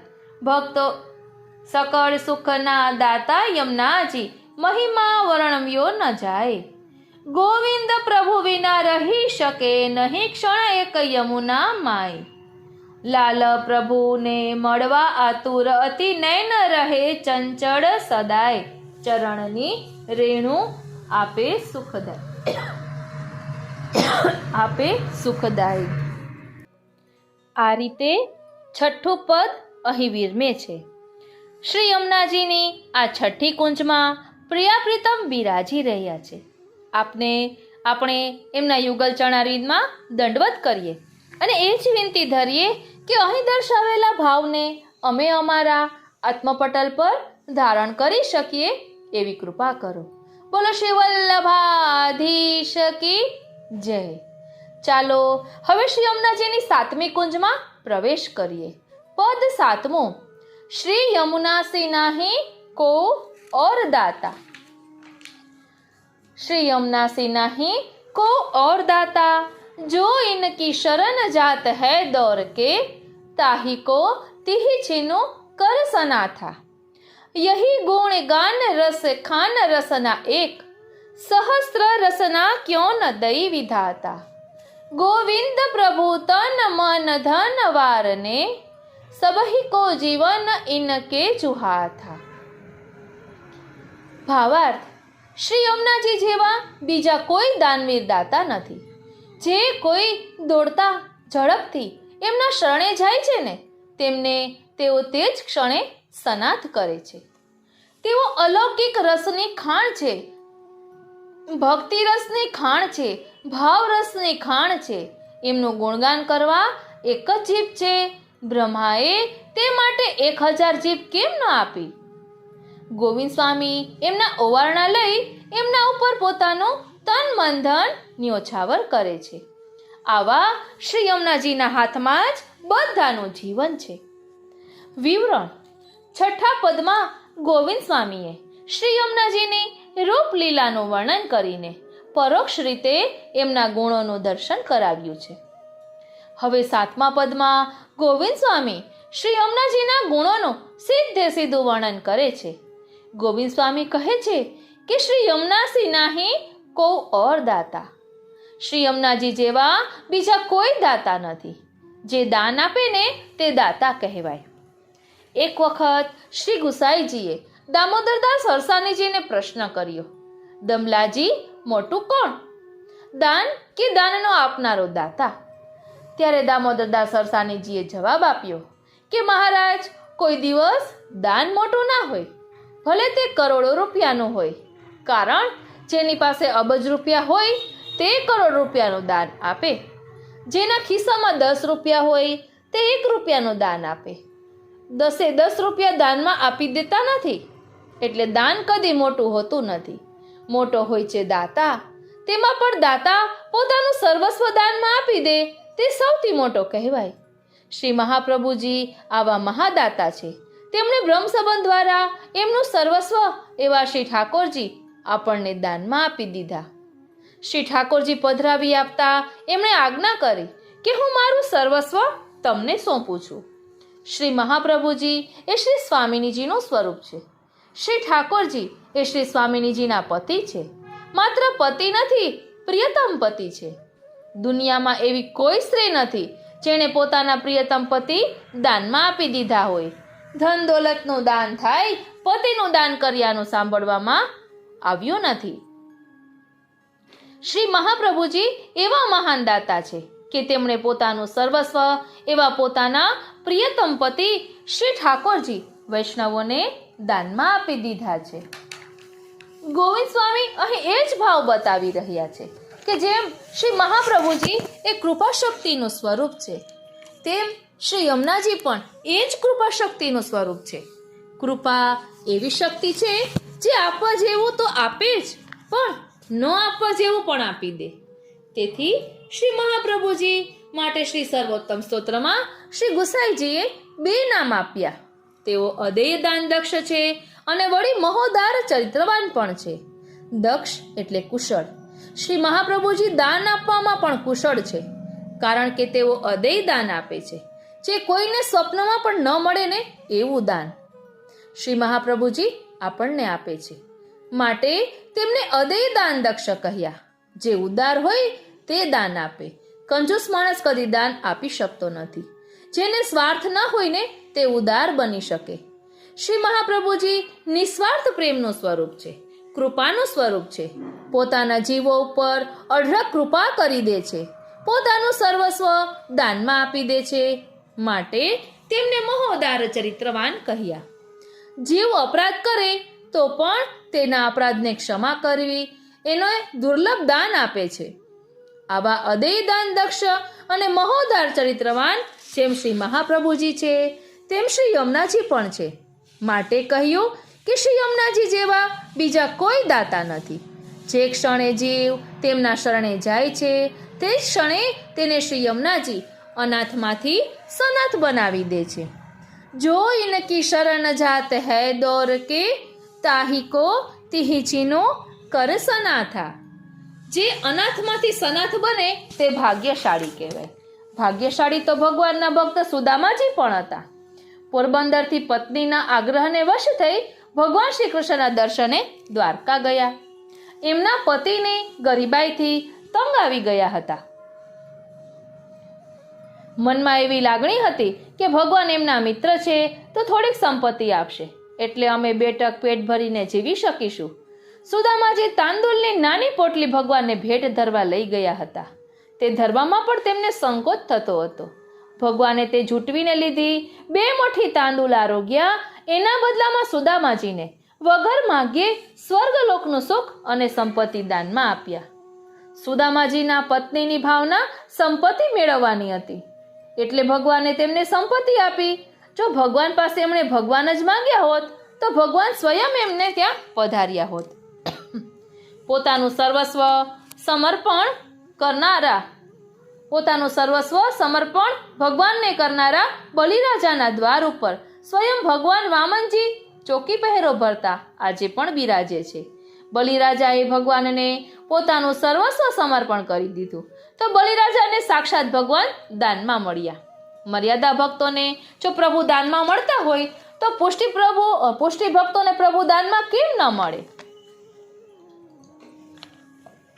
એટલે ગોવિંદ સ્વામી સમજાવે છે કે હે વૈષ્ણવો, તમે શ્રી યમુનાજીને કોઈ ભૌતિક નદી ન માનશો. તમે શ્રી યમુનાજીને કોઈ સામાન્ય દેવી પણ ન માનશો. તમે શ્રી યમુનાજીને કોઈ મર્યાદા ભગવત સ્વરૂપ પણ ન માનશો. એ તો સાક્ષાત પૂર્ણ પુરુષોત્તમ શ્રી ગોવર્ધનનાથજીનું જ બીજું સ્વરૂપ છે. જેમ શ્રી ઠાકોરજી સમાન જગતમાં બીજો કોઈ દાતા નથી, શ્રી મહાપ્રભુજી સમાન જગતમાં બીજો કોઈ દાતા નથી, એમ શ્રી યમુનાજી સમાન પણ આ જગતમાં બીજું કોઈ દાતા મળશે નહીં. એટલે કહ્યું, શ્રી યમુના સી નહીં કો ઓર દાતા, श्री यमुना सी नहीं को और दाता, जो इनकी शरण जात है दौर के, ताही को तिही चीनो कर सनाथा. પ્રિય વૈષ્ણવો, શ્રી યમુનાજીને રીઝવવા માટે, શ્રી ઠાકોરજી રૂપી દાન મેળવવા માટે આપણે કંઈ જાજુ કરવાનું પણ નથી. ભલે આપણી પાસે જ્ઞાન ન હોય, ધન ન હોય, સદ્ગુણો ન હોય, ખાનદાની કુળ પરંપરા પણ ન હોય, ઉચ્ચ જ્ઞાતિમાં જન્મ ન હોય તો તેની ચિંતા કરવાની જરા પણ જરૂર નથી. બસ શ્રી યમુનાજીના ચરણારવિંદ પકડી લો. નિસાધન અને દીન બનીને જે શ્રી યમુનાજીના ચરણારવિંદ પકડી લે છે, શ્રી યમુનાજીનો દ્રઢ આશ્રય કરે છે, તે ગમે તેવો દીનહીન કે પતિત હોય ને તો પણ શ્રી યમુનાજી તેને તે જ ક્ષણે પોતાનો બનાવી દે છે. અનાથને સનાથ કરે છે. સનાથ કરવો એટલે શ્રી ઠાકોરજીને સોંપી દેવો, શ્રી ઠાકોરજીનું દાન કરવું. આવા શ્રી યમુનાજી અદેય દાનદાતા, મહોદાર, ચરિત્રવાન છે. 252 વૈષ્ણવમાં કિશોરીબાઈ થઈ ગયા. તેઓ શ્રી મહાપ્રભુજીના એક સેવક બ્રાહ્મણની દીકરી હતા. બાળપણથી માતા પિતાએ તેમને વૈષ્ણવના સંસ્કાર આપ્યા હતા. તેમના પિતાએ તેમને ખોળામાં સુવાડી થાબડતા શ્રી યમુનાષ્ટકનો પાઠ શીખવ્યો હતો. કિશોરીબાઈ બાળપણથી શ્રી યમુનાષ્ટકનો પાઠ કરતા થઈ ગયા હતા. તેઓ રાત દિવસ પ્રસન્ન ચિત્તે શ્રી યમુનાષ્ટકનો પાઠ કર્યા જ કરતા. આપણે પણ શ્રી યમુનાષ્ટકના પાઠ તો કરીએ છીએ, કદાચ કિશોરીબાઈ કરતા થોડાક વધારે પણ કરતા હશું.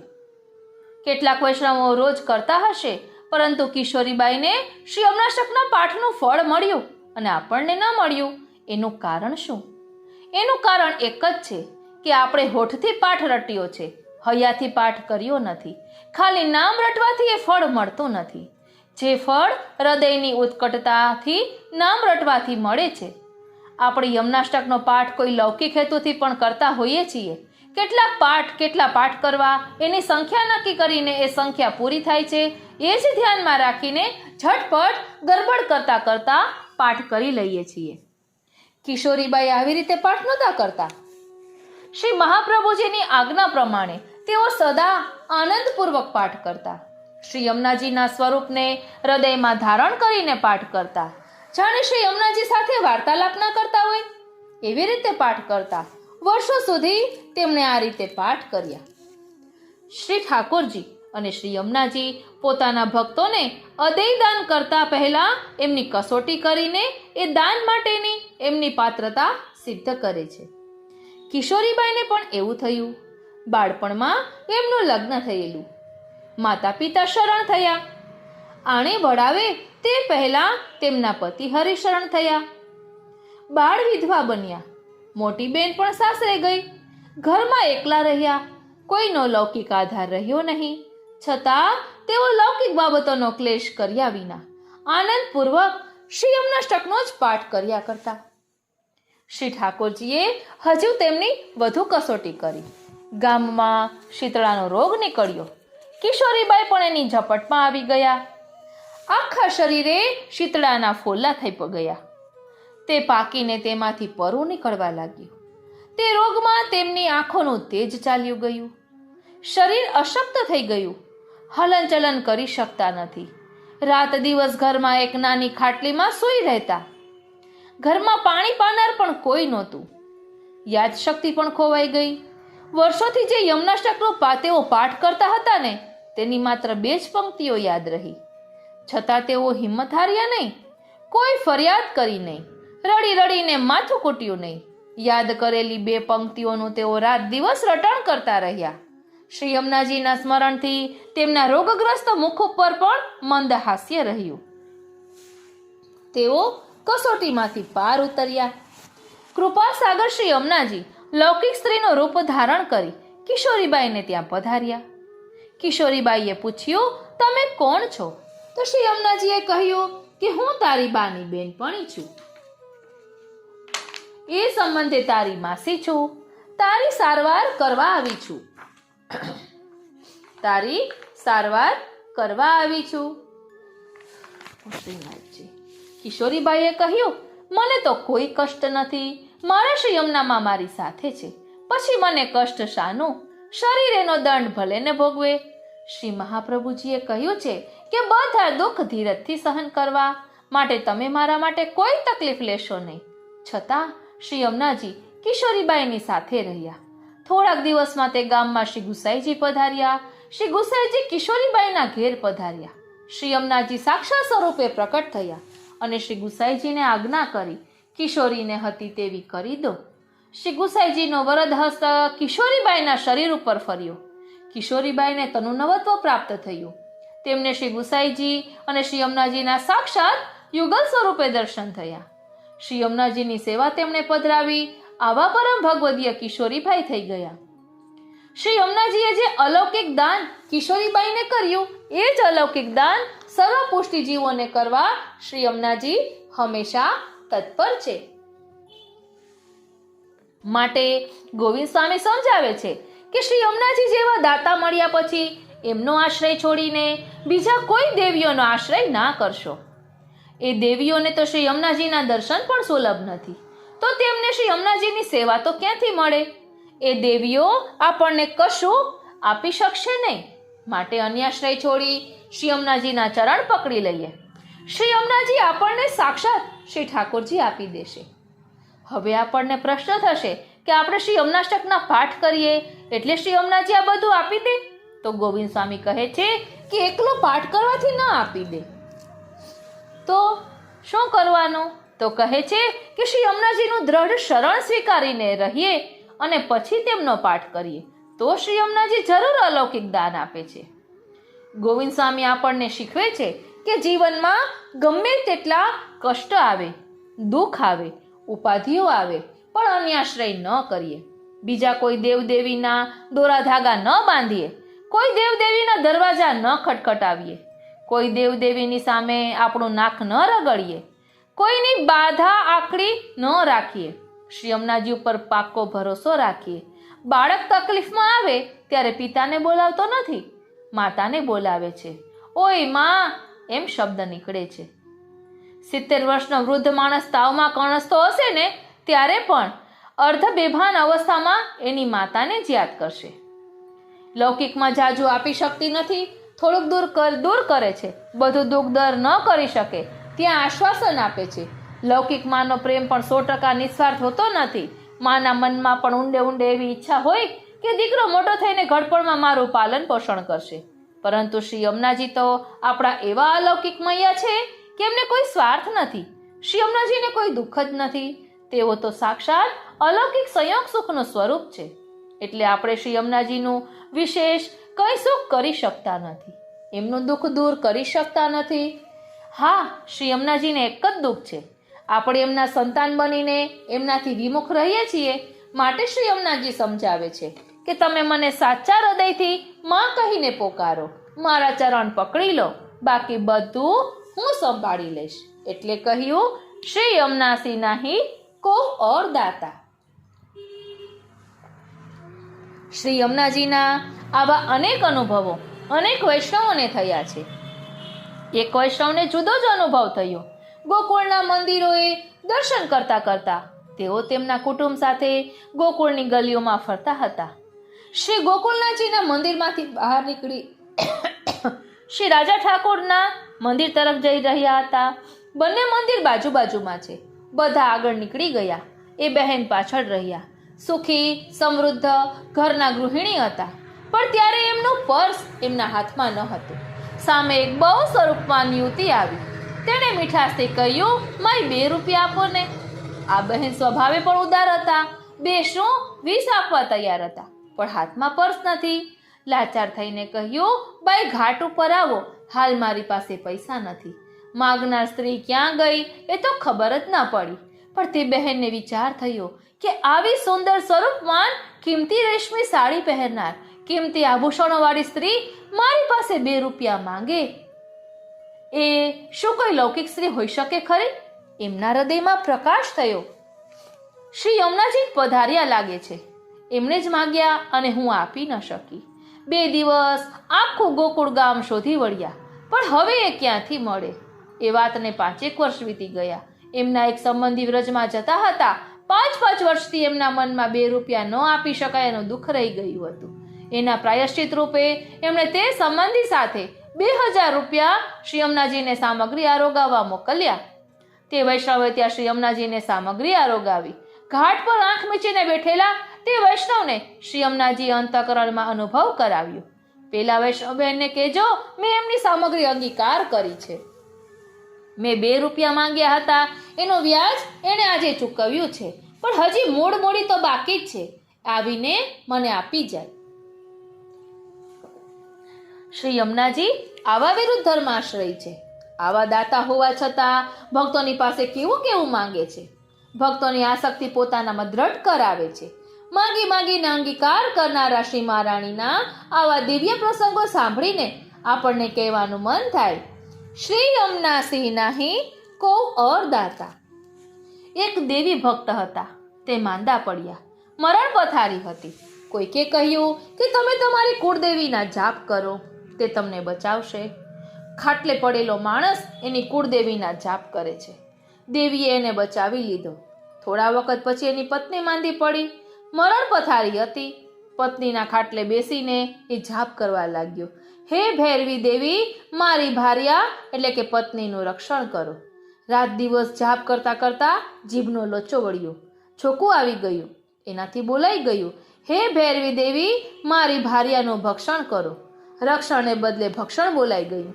તે જ વખતે દેવી પ્રસન્ન થયા અને એની પત્નીનું ભક્ષણ કરી ગયા. બીજા દેવદેવી આવા છે, એ આપણને બચાવી શકશે નહીં. શ્રી યમુનાજી જ આપણને અનાથમાંથી સનાથ બનાવે છે. અહીં કોઈ બીજો અર્થ લેવાનો નથી, પરંતુ દ્રઢ આશ્રયની વાત છે. એમાં આપણે બીજા કોઈ દેવી દેવતાને નીચું પાડીએ છીએ કે એવું કંઈ જ નથી. પરંતુ જેવી રીતે આપણે કહીએ છીએ કે આશ્રય એક વલ્લભાધીશકો, એમ આપણા પુષ્ટિ માર્ગમાં શ્રીનાથજી, યમુનાજી, મહાપ્રભુજી બધા એક જ સ્વરૂપ છે. એમનો દ્રઢ આશ્રય કરવાની વાત છે. કારણ કે આપણા પુષ્ટિ પુરુષોત્તમ પ્રભુના ચરણારવિંદમાં બધા દેવદેવીઓનો વાસ છે. અને આપણે ઘણા બધા એવા વાર્તા પ્રસંગો જોઈએ છીએ કે જેમાં દેવદેવીઓ પ્રભુની સેવા માટે લાલાયિત હોય છે. એમાં આપણે મહાદેવજીનો પ્રસંગ પણ જોયો હતો કે તેઓ કથા સાંભળવા પધારતા. એવી રીતે દેવીનો પ્રસંગ પણ જોયો છે કે જલ ભરી રહ્યા હતા. એટલે ઠાકોરજીની સેવાનો લાભ પણ દેવી દેવતાઓને મળતો નથી. એટલે તેઓ વૈષ્ણવની સેવા કરવા માટે પણ તત્પર રહે છે. એ ચાચા હરિવંશજીની વાર્તામાં પણ આપણે જોઈ શકીએ છીએ.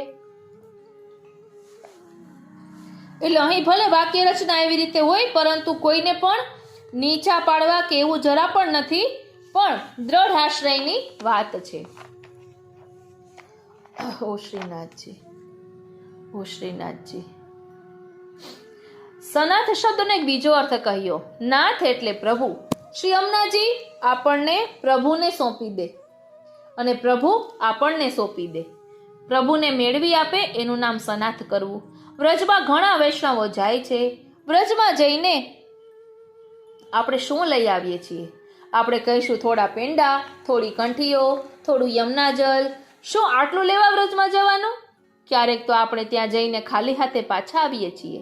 વ્રજમાં જઈએ અને વ્રજનાથ ન મળે તો વ્રજનો ફેરો ફોગટ ગયો એમ સમજવું.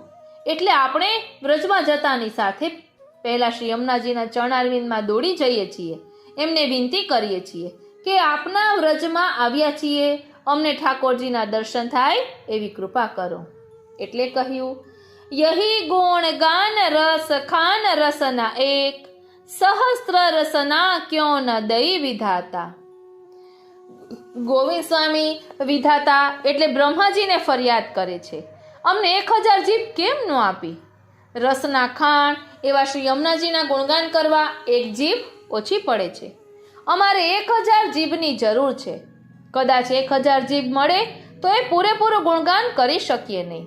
અમારા આખા શરીર પર આટલા બધા રૂવાટા આપ્યા છે, એ રૂવાડે 1 જીભ આપી હોત ને તો હે બ્રહ્મા, તમારું શું બગડી જવાનું હતું?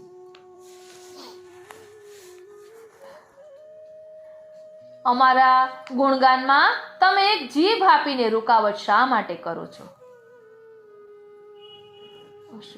આવી જ ફરિયાદ ગોપીજનોએ પણ બ્રહ્માજીને કરી હતી. શ્રી ઠાકોરજીના દર્શન કરવા માટે અમને આપેલી 2 આંખો ઓછી પડે છે, વળી તમે તે આંખો ઉપર પાપડોના પડદા મૂક્યા છે. વારંવાર ઉઘાડ બંધ થતા શ્રી ઠાકોરજીના દર્શનમાં અમને રૂકાવટ થાય છે. તમે અમારા રોમરોમમાં આંખો આપી હોય તો કેવું સારું થાય. આંખોને પાપણો ન આપી હોત તો અમે ધરાઈને શ્રી ઠાકોરજીના દર્શન કરી શકત. આ પંક્તિઓમાં એક બીજો ભાવ પણ છે કે શ્રી યમુનાજી જેમ રસની ખાણ છે તેમ તેમનું ગુણગાન પણ રસની ખાણ જેવું છે. શ્રી યમુનાજીના ગુણગાનમાં એટલો બધો ભક્તિ રસ ભર્યો છે, પ્રેમ રસ ભર્યો છે કે 1 જીભથી ગાવાથી સંતોષ થતો નથી. ગોવિંદ બલિ તન મન ધન વારને, સબહી કો જીવન ઇન કે જુહાથા. ગોવિંદ સ્વામી કહે છે કે આપ શ્રી યમુનાજીના હું ઓવારણા લઉં છું, એમના ઉપર હું મારું તન મન ધન ન્યોછાવર કરી દઉં છું, કારણ કે બધા જ પુષ્ટિજીવોનું જીવન એમના હાથમાં છે. બધા પુષ્ટિજીવોને અલૌકિક ફળ શ્રી યમુનાજી જ આપી શકે છે. શ્રી યમુનાજી તનુ નવત્વનું દાન કરીને આ જીવમાં પ્રભુનો સાક્ષાત મેળાપ કરી આપે છે, અને મૃત્યુ પછી પણ નવતનોનું દાન કરીને નિત્ય લીલામાં શ્રી ઠાકોરજી સદાને માટે પ્રાપ્ત કરાવે છે. એટલે કહ્યું, યહી ગુણ ગાન રસ ખાન રસના એક, સહસ્ત્ર રસના ક્યો ન દઈ વિધાતા. ગોવિંદ પ્રભુ તન મન ધન વારને, સબહી કો જીવન ઇન કે જુહાથા. આ પદની છેલ્લી પંક્તિમાં એક પાઠભેદ છે. એક પાઠ છે ગોવિંદ બલિ તન મન ધન વારને, અને બીજું છે ગોવિંદ પ્રભુ તન મન ધન વારને. સામાન્ય રીતે ગોવિંદ સ્વામીના પદોમાં ગોવિંદ પ્રભુ એવી છાપ વિશેષ જોવા મળે છે, એટલે બીજો પાઠ વધુ સુસંગત છે. આ પદમાં શ્રી યમુનાજીની ગુણ લીલા, સાધન લીલા અને કામ પુરુષાર્થનું નિરૂપણ છે. એટલે હવે આ પદની સંગતિ જોઈએ. શ્રી યમુના જસ જગત મેં જોઈ ગાવે. જે કોઈ યમુનાજીના જશ ગાય, જગતમાં જન્મ લઈ તેના કાર્ય સકળ સિદ્ધ થાય. જગતમાં જન્મ લઈ વશ થઈ રહે તેને વ્રજપતિ, જેમ વશ કરે નિજ પતિને સતી. પ્રેમ રસથી નયન છલકાય, જગતમાં જન્મ લઈ એમની વાણીમાં રસની ધારા વહે. ભેદ પ્રેમ તણો કોઈ રંચ ન લહે, વેદ પુરાણ પડીએ ન સમજાય. જગતમાં જન્મ લઈ લાલ જે પર યમુનાજી કૃપા કરે, તેને વલ્લભ કુલનું શરણું મળે. કહે ગોવિંદ યમુના મહિમાય, જગતમાં જન્મ લઈ. જે કોઈ શ્રી યમુનાજીના જશ ગાય, જગતમાં લઈ.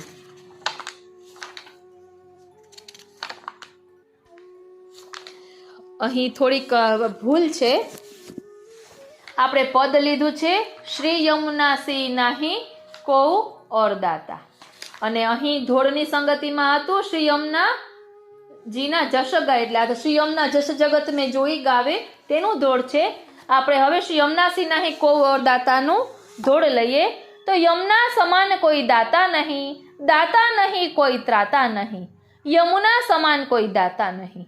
શરણે જાય કોઈ જીવ દોડીને, અન્ય દેવોનો આશ્રય છોડીને, કરે સનાથે ક્ષણની માહી, યમુના સમાન કોઈ દાતા નહીં. યમુનાના ગુણ તો રસની ખાણ, એક રસનાથી કેમ થઈ શકે પાર? સહસ્ત્ર જીભ હોય તો પીવાય કંઈક, યમના સમાન કોઈ દાતા નહીં.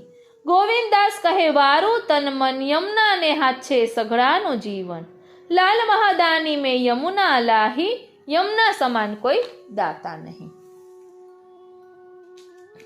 હવે કહે છે કે શ્રી યમુના જસ જગત મેં જોઈ ગાવે. એ 8મું પદ છે, એટલે અહીં 7મા પદની ધોળની સંગતિ વિરમે છે. એટલે અહીં શ્રી યમુનાજીની 7મી કુંજમાં પ્રિયા પ્રીતમ બિરાજી રહ્યા છે. આપણે એમને દંડવત કરીએ અને વિનંતી ધરીએ કે શ્રી યમુનાજીના આવા સ્વરૂપને, આપના સ્વરૂપને અમે અમારા આત્મપટલ પર ધારણ કરી આપનું મહાત્મ્ય જાણી શકીએ એવી કૃપા કરો. બોલો શ્રી વલ્લભાધીશ કી જય. પ્રિય વૈષ્ણવો, ચાલો હવે શ્રી યમુનાજીની 8મી કુંજમાં પ્રવેશ કરીએ. શ્રી યમુના જસ જગત મેં જોઈ ગાવે, તાકે આધીન વહે રહત હૈ પ્રાણપતિ, નैन अरु बैन में रसजु छावे. वेद पुराण ते बात यह अगम है, प्रेम को भेद को न पावे. कहत गोविंद श्री यमुने की जा पर कृपा, सोई श्री वल्लभ कुल शरण आवे. જગતમાં જે શ્રી યમુનાજીના યશ ગાય છે તેને આધીન થઈને પ્રાણપતિ શ્રી ઠાકોરજી રહે છે. તેના નેત્રો અને વાણીમાં આનંદ રસ છવાઈ જાય છે. વેદ પુરાણો પણ આ રહસ્યને જાણતા નથી. પ્રેમનું રહસ્ય કોઈ જાણી શકતું નથી. જેમના ઉપર શ્રી યમુનાજીની કૃપા થાય ને તે જ શ્રી વલ્લભકુળના શરણે આવી શકે છે. વિવરણ: આપણને પ્રશ્ન થાય કે શ્રી યમુનાજીના ગુણગાન ગાવાથી શું લાભ થાય? ગોવિંદ સ્વામી આ પદમાં શ્રી યમુનાજીના ગુણગાનનું ફળ બતાવે છે. જેમ પેટમાં પૌષ્ટિક ભોજન પડે તો તેના પરિણામે મોં ઉપર તેજ આવે, શરીરમાં સ્ફૂર્તિ આવે, તેમ શ્રી યમુનાજીના ગુણગાન રૂપી મહાપ્રસાદથી કેવું અલૌકિક ફળ મળે છે એ ગોવિંદ સ્વામી બતાવે છે. શ્રી મહાપ્રભુજીએ નિરોધ લક્ષણ ગ્રંથમાં બહુ સુંદર વાત કહી. આપણને આપણી પ્રિય વ્યક્તિના વખાણ કરવા ગમે છે. દરેક વ્યક્તિને પોતાના વખાણ સાંભળવા પણ ગમે છે. લૌકિક વ્યક્તિ બીજાના લૌકિક વખાણ કરે તેનો સ્વાદ ઘી ચોપડ્યા વિનાનો લુખ્ખી રોટલી જેવો હોય છે. તેનાથી પેટ ભરાય પણ સ્વાદ આવતો નથી, વળી પૂરતું પોષણ પણ મળતું નથી. લુખ્ખી રોટલીને બદલે પૂરણપોળી ખાવામાં આવે તો તેનો સ્વાદ અધિક મીઠો હોય અને તેનાથી શરીરને અધિક પોષણ પણ મળે. શ્રી ઠાકોરજી અને શ્રી યમુનાજીનું ગુણગાન પૂરણપોળી જેવું છે. એ ગુણગાનની શક્તિ ગોપીજનોએ અનુભવી છે. રાસના પ્રસંગમાં પણ શ્રી ઠાકોરજી અંતર્ધ્યાન થયા. ત્યારે તેમની શોધ કર્યા પછી શ્રી ઠાકોરજી ક્યાંય ન મળ્યા. ત્યારે ગોપીજનોએ શ્રી યમુનાજીના કિનારે નિરાશ થઈને ગોપી ગીત ગાયું. ગોપીજનોએ શ્રી ઠાકોરજીને વિનંતી કરી, તમારે માટે અમારા પ્રાણ અમે ટકાવી રાખ્યા છે. શ્રી ઠાકોરજીએ પૂછ્યું કે તમારો પ્રેમ સાચો નથી લાગતો, કારણ કે હું અંતર્ધ્યાન થયો તોય તમારા પ્રાણ કેવી રીતે ટકી રહ્યા? તો એના જવાબમાં ગોપીજનોએ કહ્યું, તવ કથામૃતમ તપ્ત જીવનમ, એટલે આપના કથામૃતે અમારા પ્રાણ ટકાવ્યા છે. તમારું ગુણગાન અગ્નિ જેવું છે. ભગવદ્ ગુણગાનથી વિરહનો અગ્નિ પ્રજ્વળે છે, તેનાથી અમારા પ્રાણ ટક્યા છે.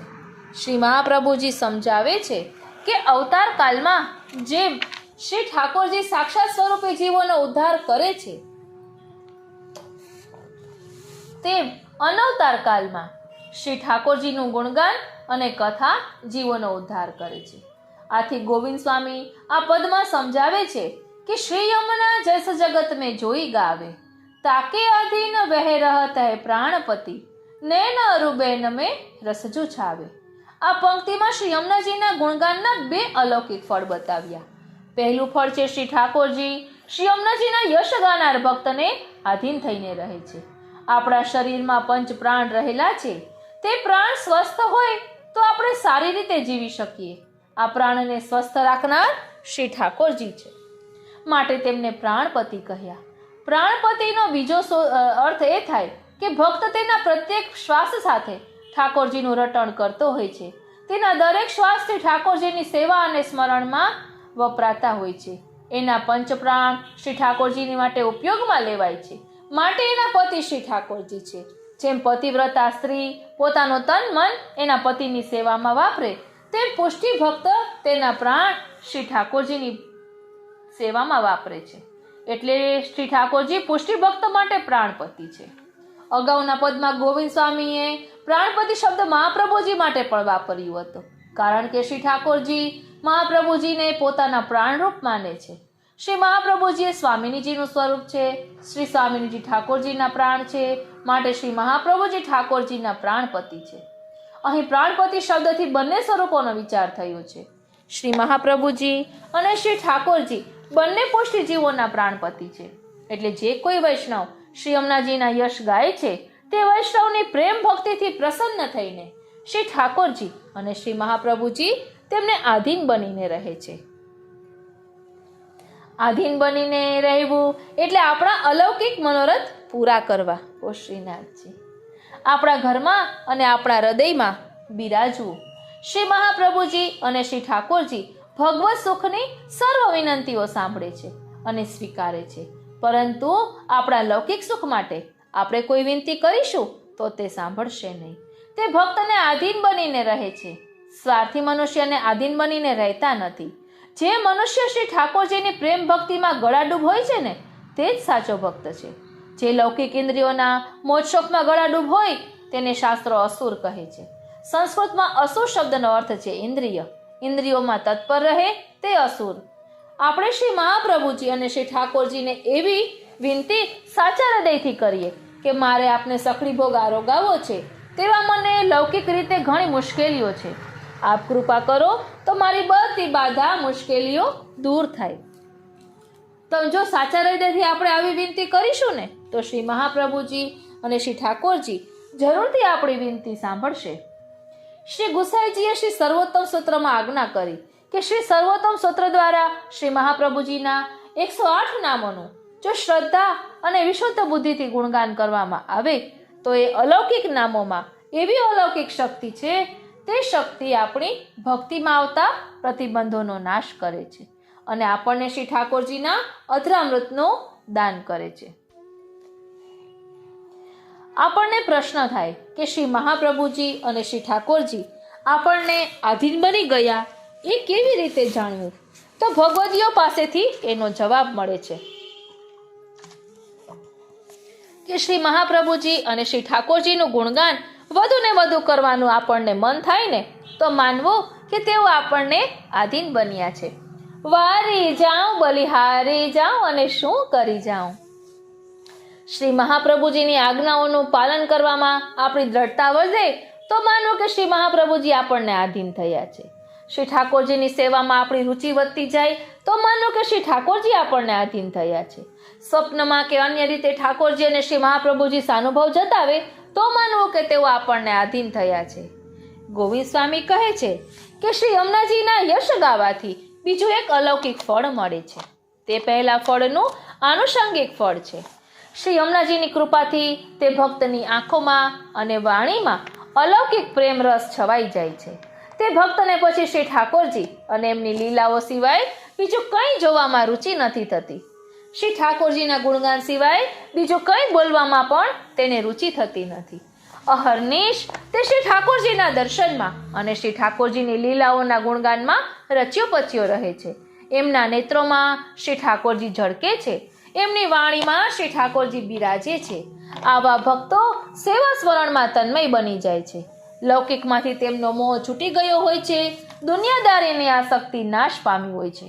તેઓ શ્રી ઠાકોરજી વિના રહી શકતા નથી અને ઠાકોરજી પણ એમના વિના રહી શકતા નથી.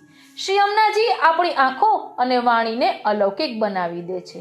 આંખો આગળના મોહના પડદા દૂર કરે છે, વાણીમાંની લૌકિકતાનો નાશ કરે છે.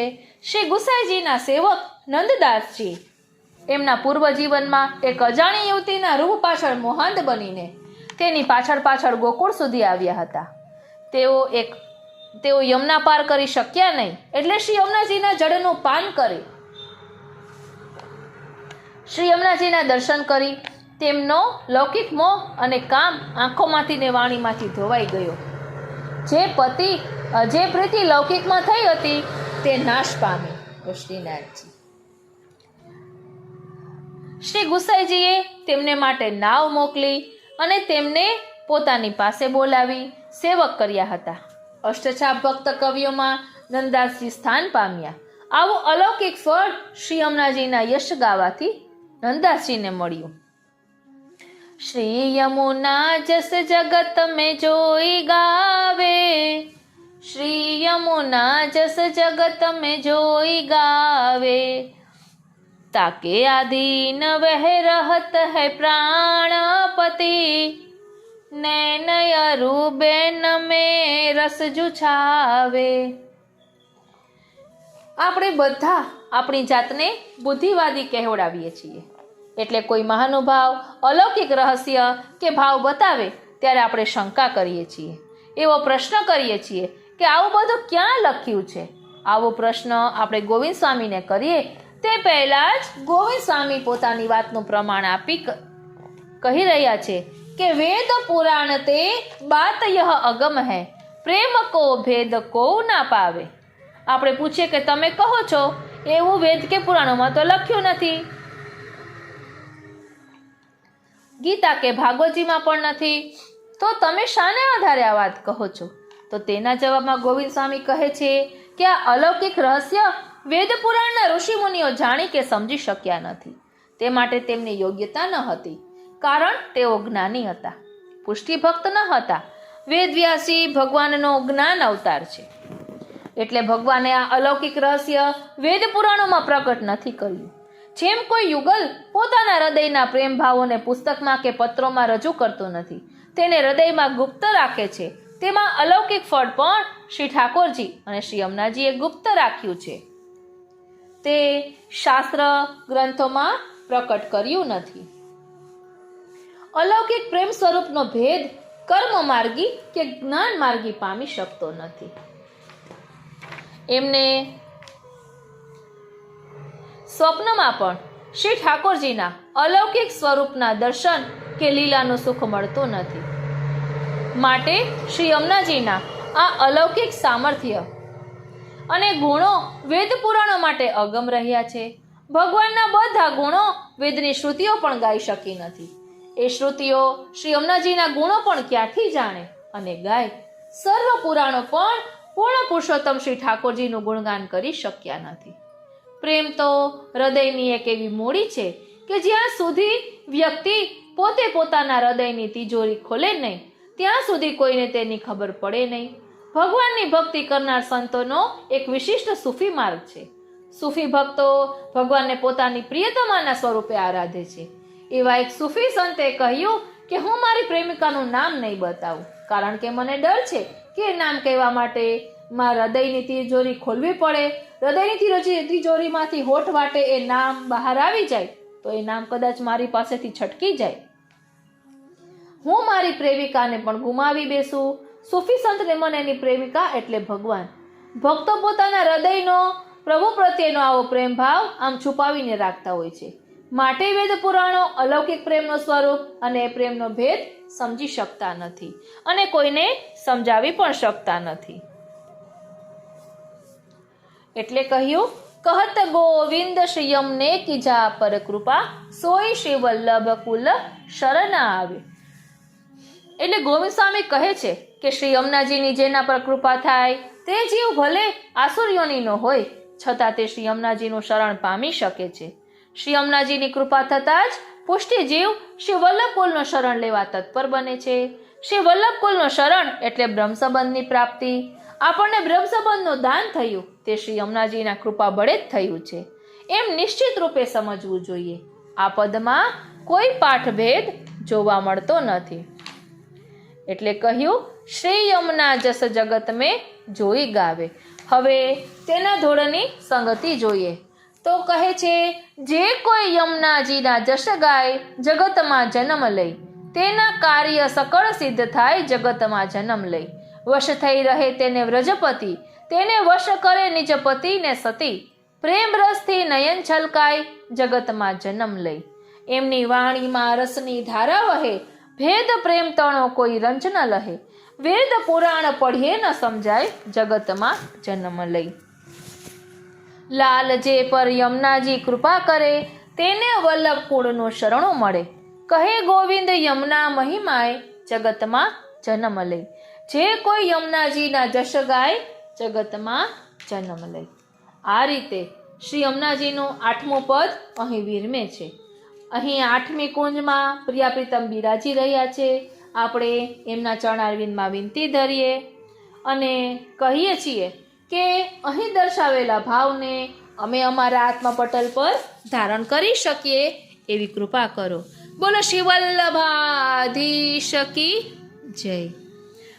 આ રીતે આજનો આ સત્સંગ શ્રીનાથજી, શ્રી યમુનાજી, શ્રી મહાપ્રભુજીના ચરણારવિંદમાં સમર્પિત કરું છું અને એ જ વિનંતી ધરું છું કે અહીં દર્શાવેલા ભાવને અમે અમારા આત્મપટલ પર ધારણ કરી શકીએ એવી કૃપા કરો.